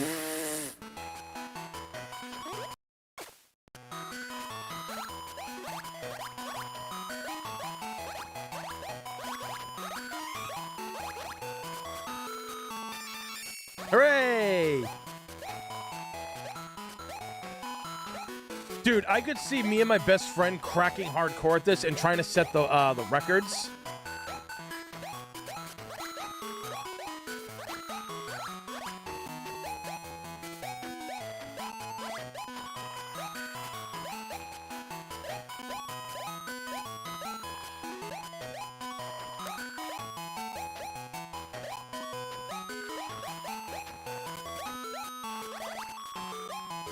Like, we do get a little bit competitive at times.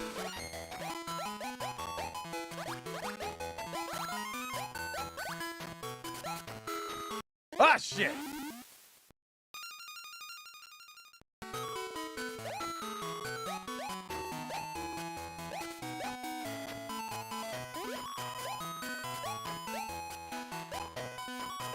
Oh! Damn. Oh, shit, it's still going. Oh, you get a third try. Okay.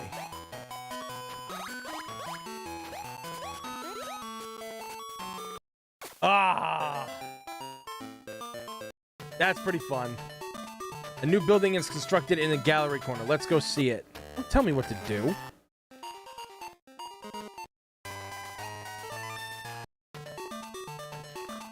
Collect stars to see gallery corner. The highest score, the more you collect, you'll more stars to collect. Oh. Alright, let's see. Donkey Kong Jr.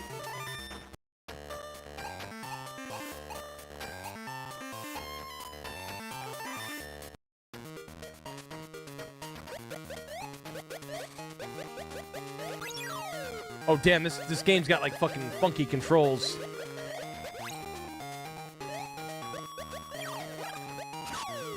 What?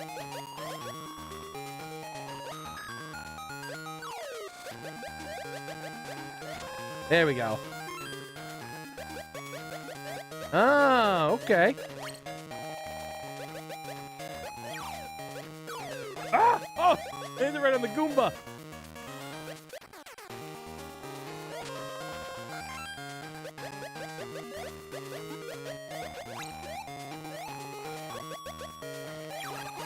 Double score.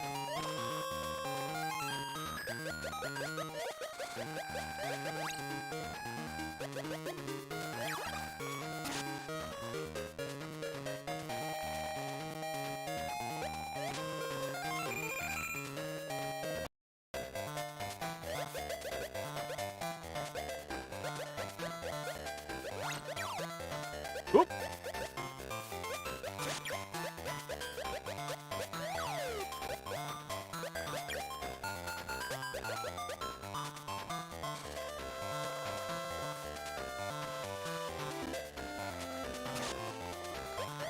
Yeah, there we go.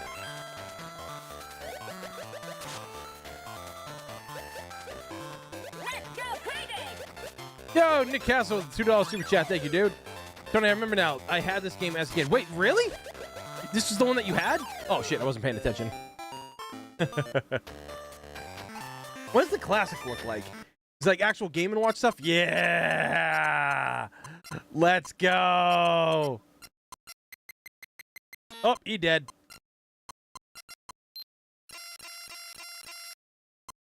Oh my god.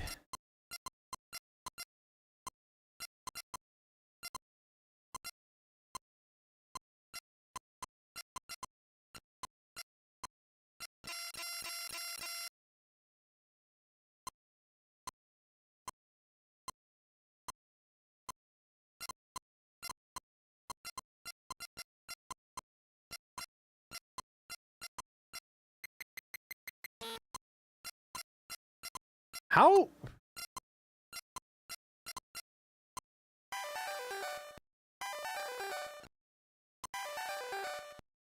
That damn audio crack.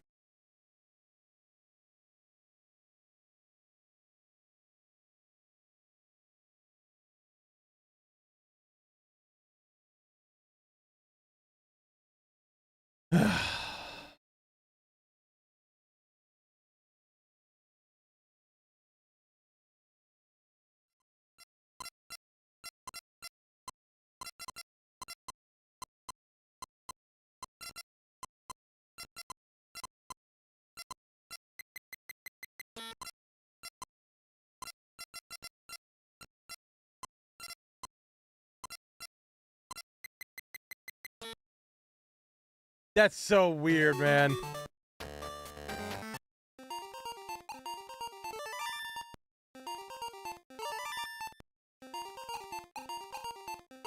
See what this one's about.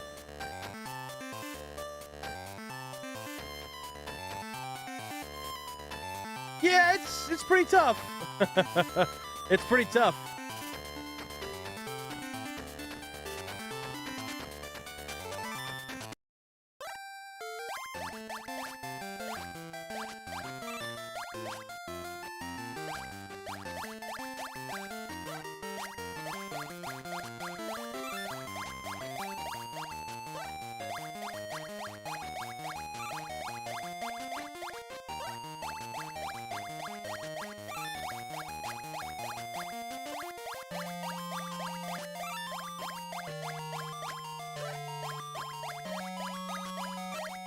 Oh boy.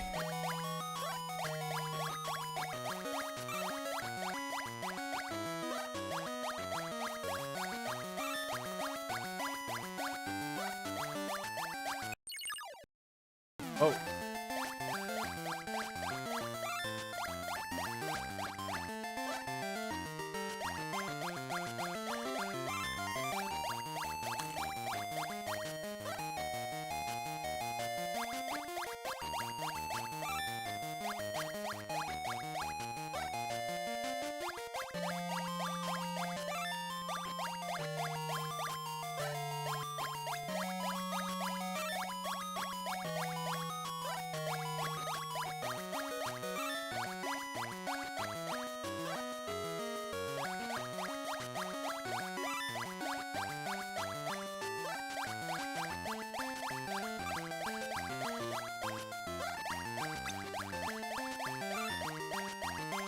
Oh.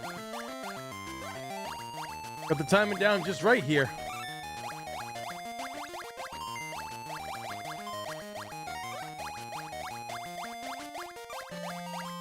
Oh, hell yeah. Ah!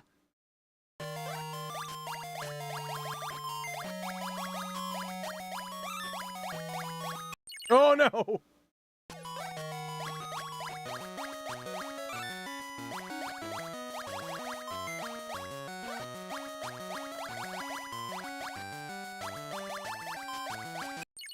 No!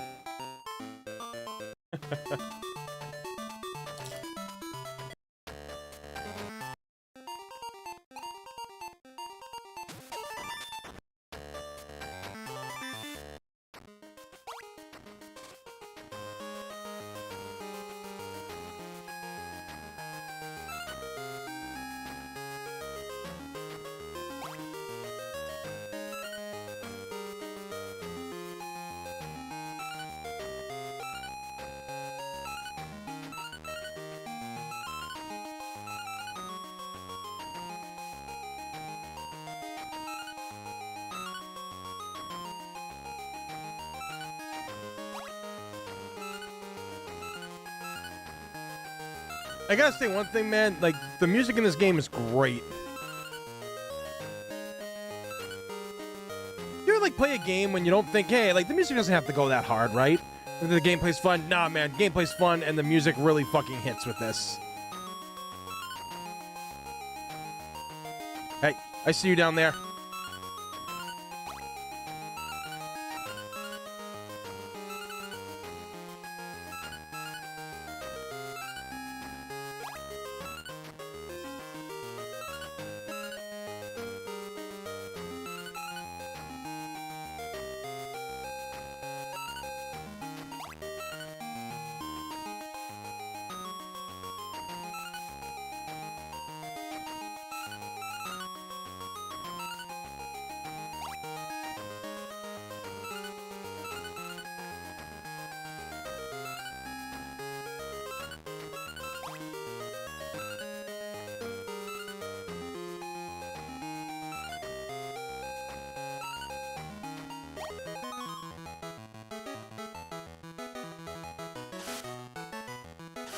Oh, oh my god, he's on fire!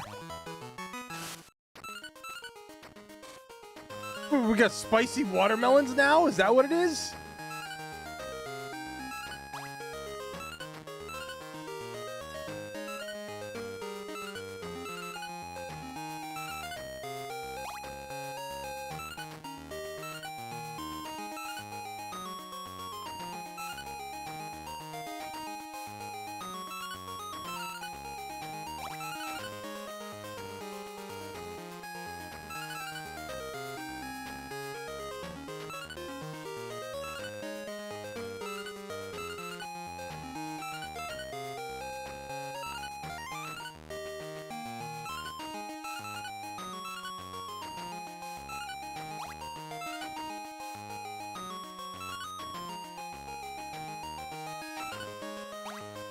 But this game may have been your older brother's. I mean, however it works, brothers share things whether they want to like, whether they like it or not.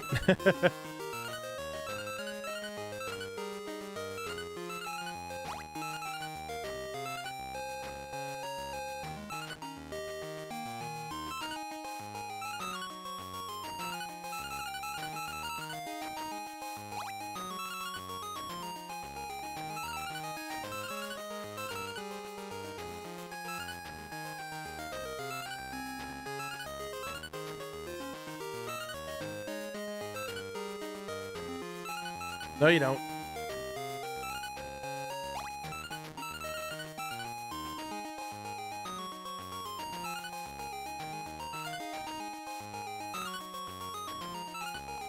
Need one more watermelon, motherfucker.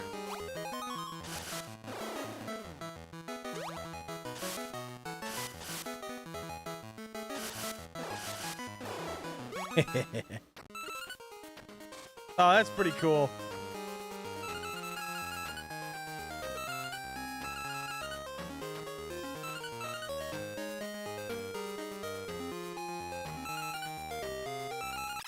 No.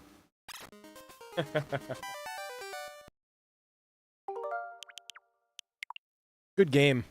All right, let's see.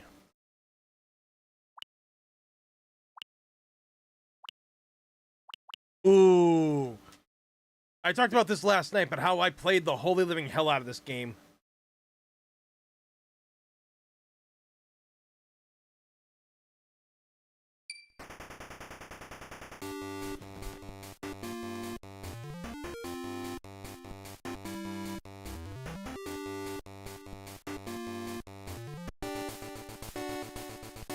All right, who was the first one to go through? I think the easier one to do was Cutman? I think?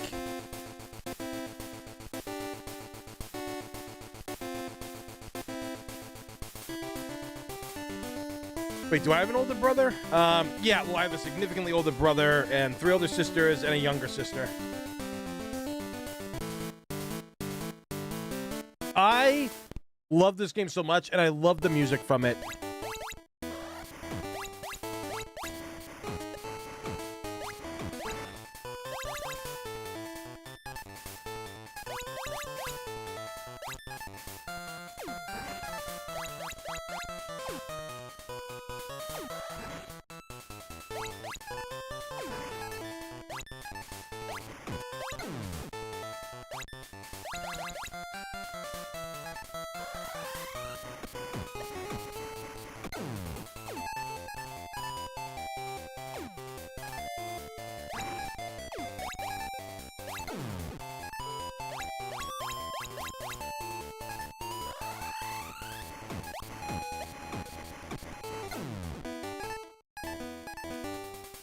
Fuck it.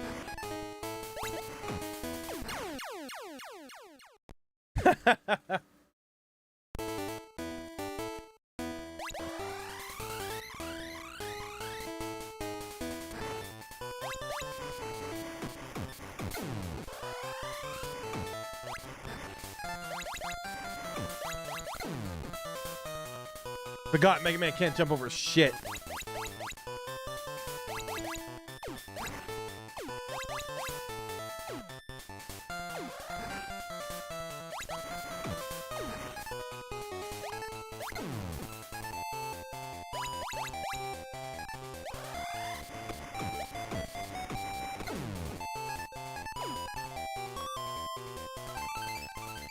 Hooray, we did it!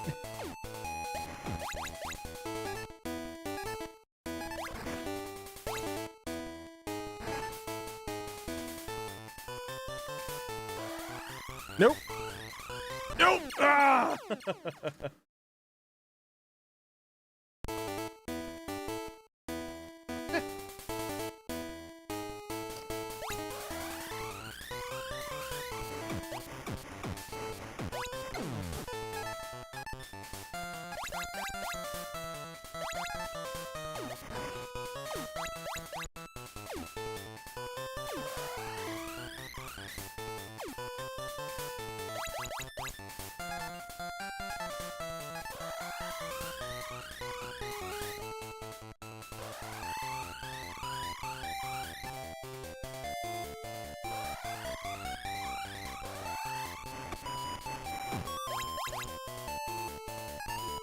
Yeah!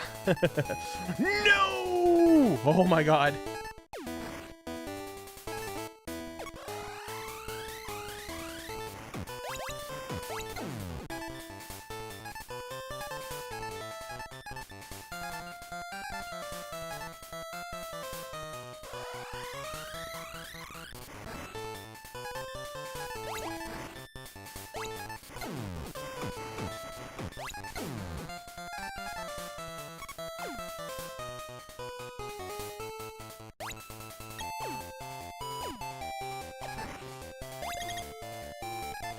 Oh, the fucking clippers. I hate those things.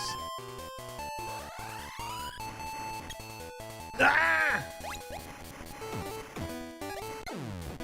Yeah, I also remember this game not giving a lot of life along the way. Oh, fuck this thing.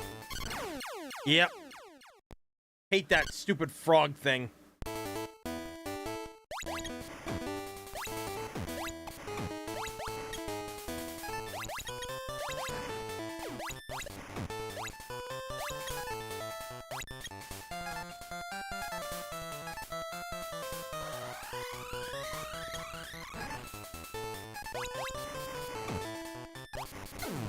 Woo!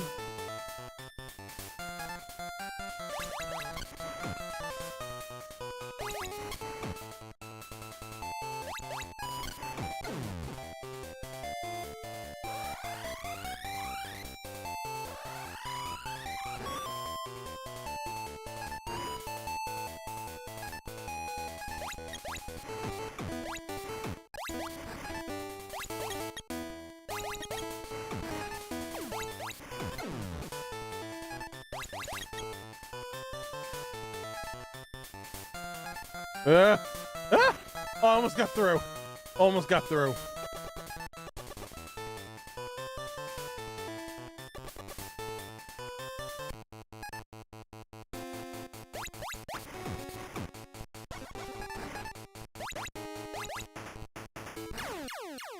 God damn it.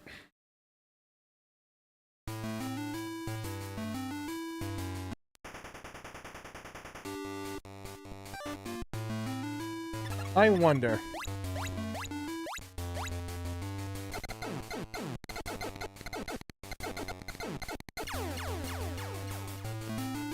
They literally kill Mega Man if he gets the password wrong. Like, what the fuck?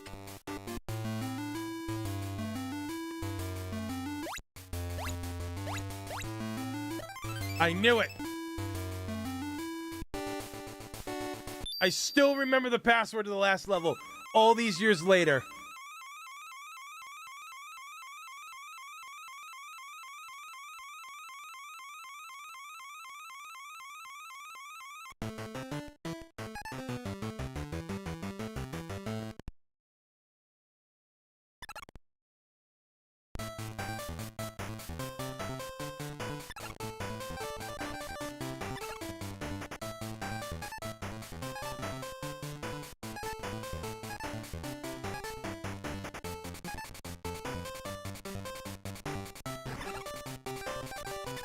Ah, the electric wave.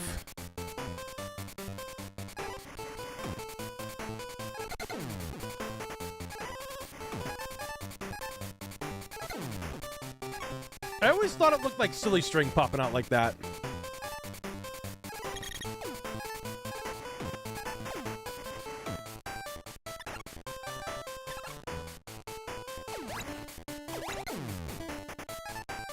Mega Man World, the Mega Man miniseries, not miniseries. Eh.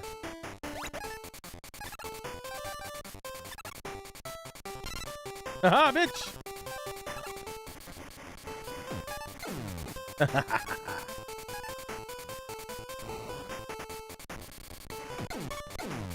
Oh wait, this is the one where you need the electric power. Yeah! We can fucking farm right here.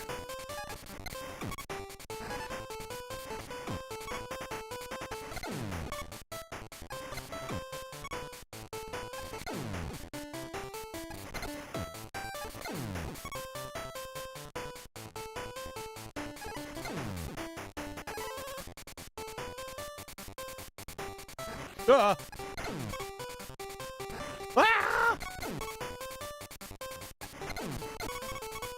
Why must I suffer? I didn't do anything to deserve that. Oh shit, there's spikes down here, right? Yep. I think there's like right below or something. Yep. Oh, that would have sucked going down that way.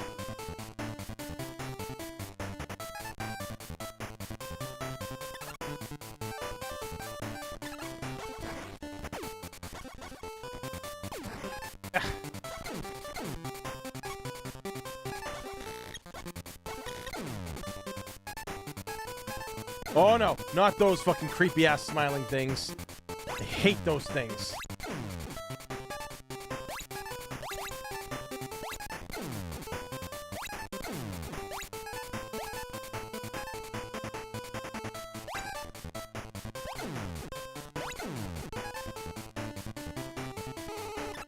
Each game is like a miniature version of the full. Yeah, exactly. Bosses spliced it from the different ones. Yeah. Ah! Motherfucker. Ooh.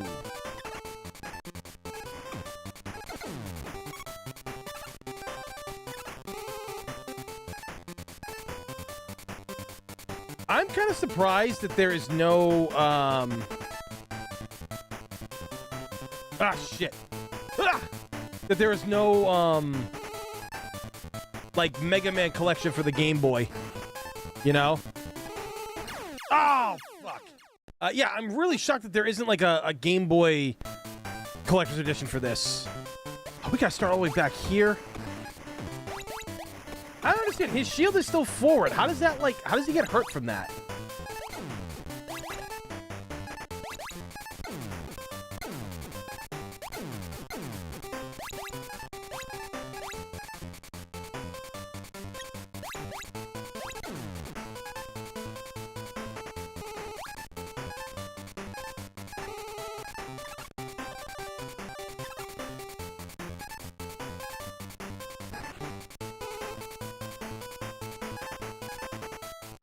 I think should be grinding that shit up.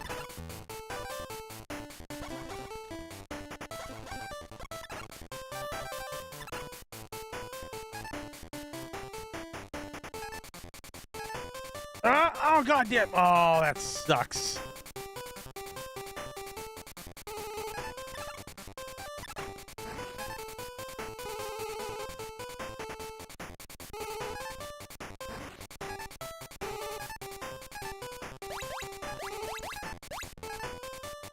Oh.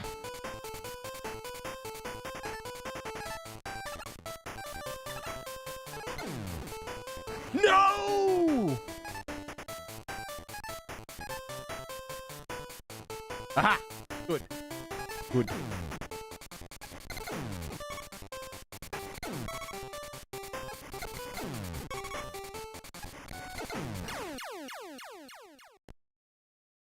Don't start me off back at that spot where the jumper is. God damn it! Now I'm starting to remember the flaws of this game. Like, these levels are really long, and they start you off in really shitty situations.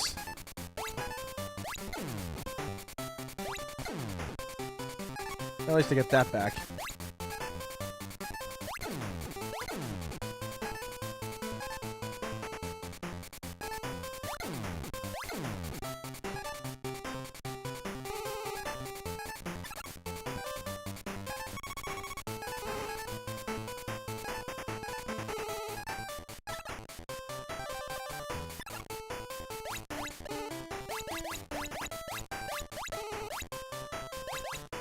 Ooh.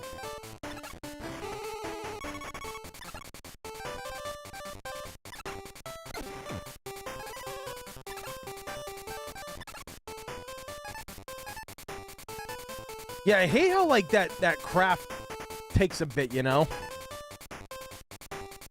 Ah, damn it.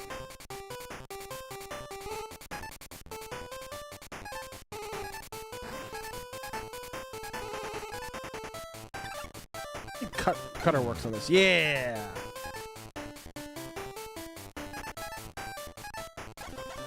Fucking bird. Fucking bird. Yeah.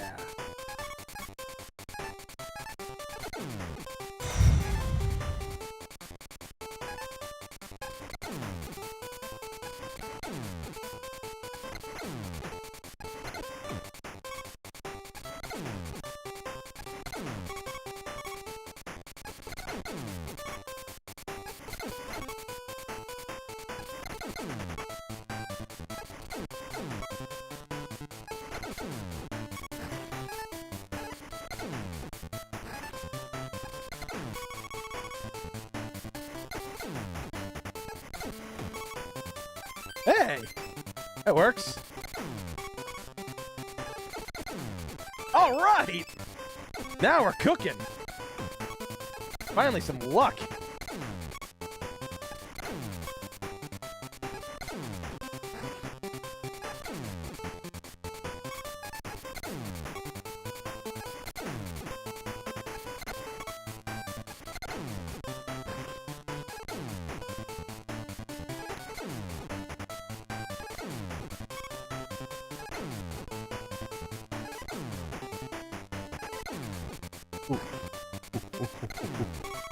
Yeah.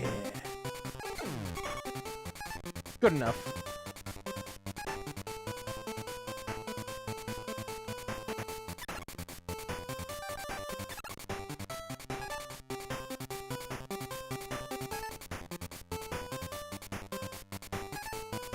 Ha ha ha ha! Good.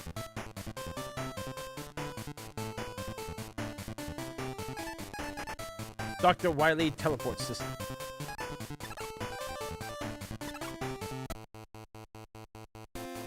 Lashman. What was his weakness?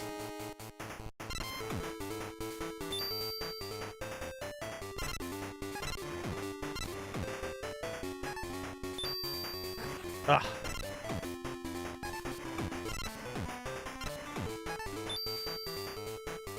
No! That's bullshit! Like, when you're jumping up, you should be able to continue the motion afterwards, not get destroyed. Bullshit. I don't like that.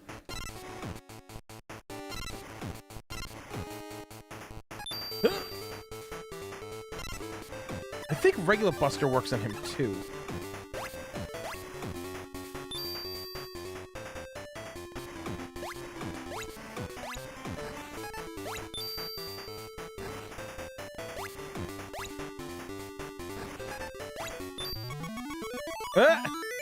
I shot him when he froze time.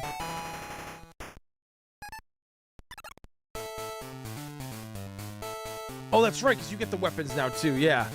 God, this is such a weird looking design on him. Time Stopper.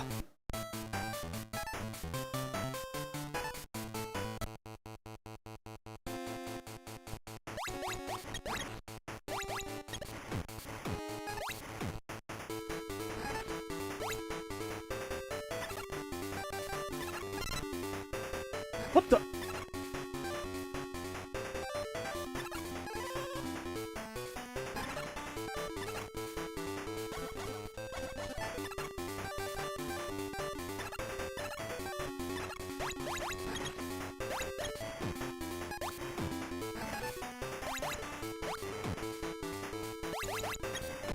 Ah! Just ripped right through me. But no, his thing's the bubble, isn't it? Quick man. Oh! There we go.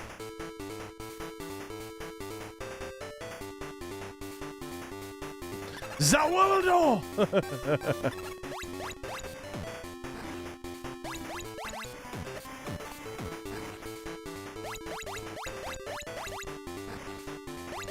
Yeah, I forgot he does a lot of damage. Yes!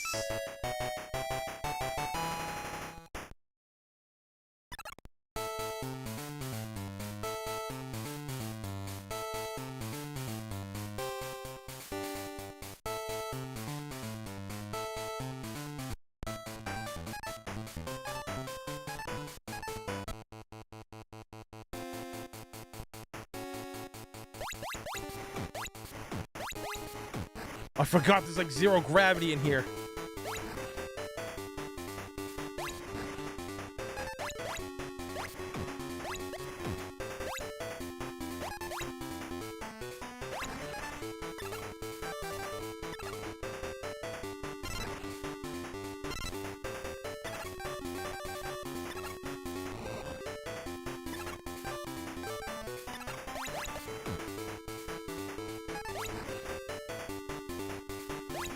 Yes!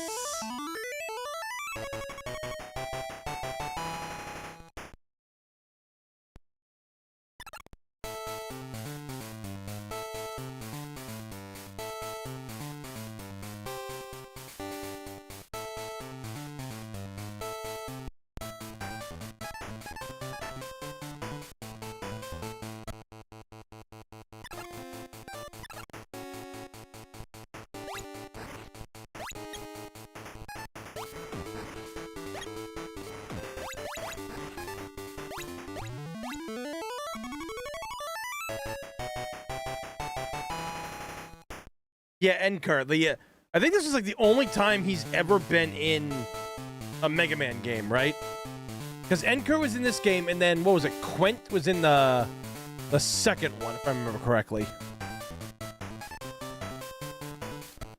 What's his... Oh, I remember what I gotta do here. Shit, I'm not doing it. There we go.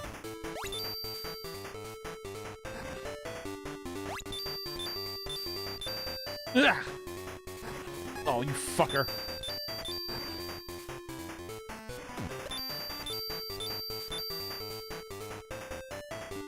Ah!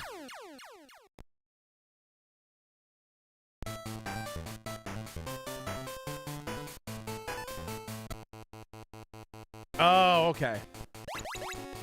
Really been a while since I played these games. Shit, why did I do that?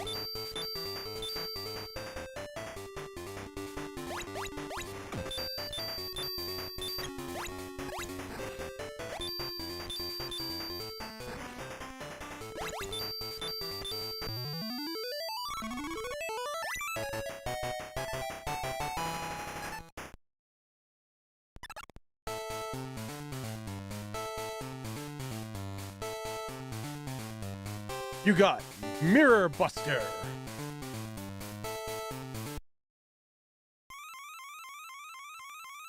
I'm escaping to the one place that hasn't been corrupted by capitalism.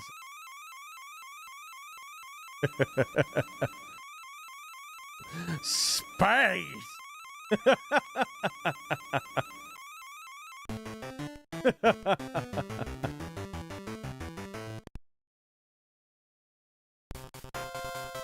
Oh, I remember this song. Fucking love this song, man. This game does have banger tracks. Electman's theme especially. I think that's one of the best stage themes.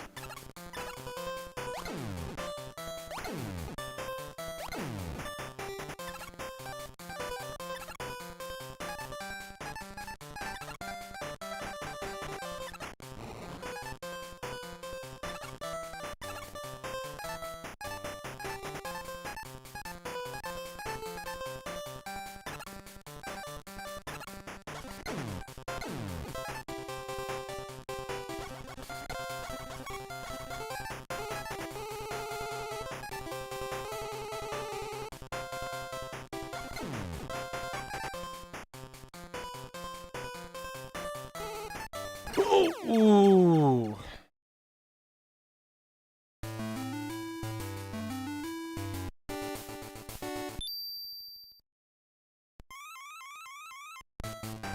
Oh, fuck that.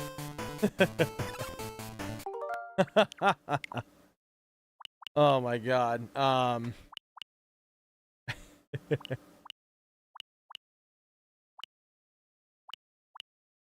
So many fucking games, man. So many memories. God, that, in my opinion, I don't know if anybody else feels about this, but I think Super Mario Land 2 6 Golden Coins is superior to Super Mario Land 1. Nothing wrong with the first game. I love it. But I think this game, because it's so different, I think that's why it's so good. I truly do. It is such a different Mario game, but also still kind of feels like it. And you gotta love the artwork they're using. I always love the artwork here. I thought it was fantastic how they utilized it. And like that Mario style is still my favorite Mario style to this day. God, I love that shit. So goddamn cool, man. Oh my god. So guys, I'm gonna put this thing. All right. Whew. So that's it for tonight, guys. We had a blast. Again, this was a kind of a celebratory stream to talk about the 30th anniversary of Power Rangers the movie. So if any of you guys are here now and you missed it and you want to go back, I will have timestamps so you guys can go and listen to me talk about my memories of seeing the movie as a kid and how much it impacted me. And then we watched a little bit of Power Rangers Unworthy, the show that I'm on, where we make our own Power Ranger show. And then obviously we jumped into the games. We played we played the Super Nintendo version of Power Rangers the movie, and then we just played some Game Boy games because I did promise the other night that we would have a Game Boy night, and I think today went pretty smoothly for that too. So, I'm glad you like the Power Ranger stuff, dude. I really am. That's awesome. I'm glad you like it. Again, like I really want people to be happy with what we do here, and I'm really glad people are just tuning in and, you know, not even like the donating part. I mean, I appreciate anybody who donates because I didn't think anybody would want to give an idiot like me money, you know, because I don't think I'm that entertaining at times. But, you know, I'm really thankful that people just come here and watch and thumbs up the videos, and even all the people who watch the videos after. Like, that's a thing. Like, I'm really, really honored by that, to be honest. So, yeah. So tomorrow is Tuesday. Might play something, I don't know. We will see what happens. I gotta get in touch with some people, but that being said, guys, thank you all for watching. I greatly appreciate it. Tune in tomorrow night, or technically tonight, and see what we play. Until then, I will. You guys be safe. I'll see you all next time. Take care. Have a good one.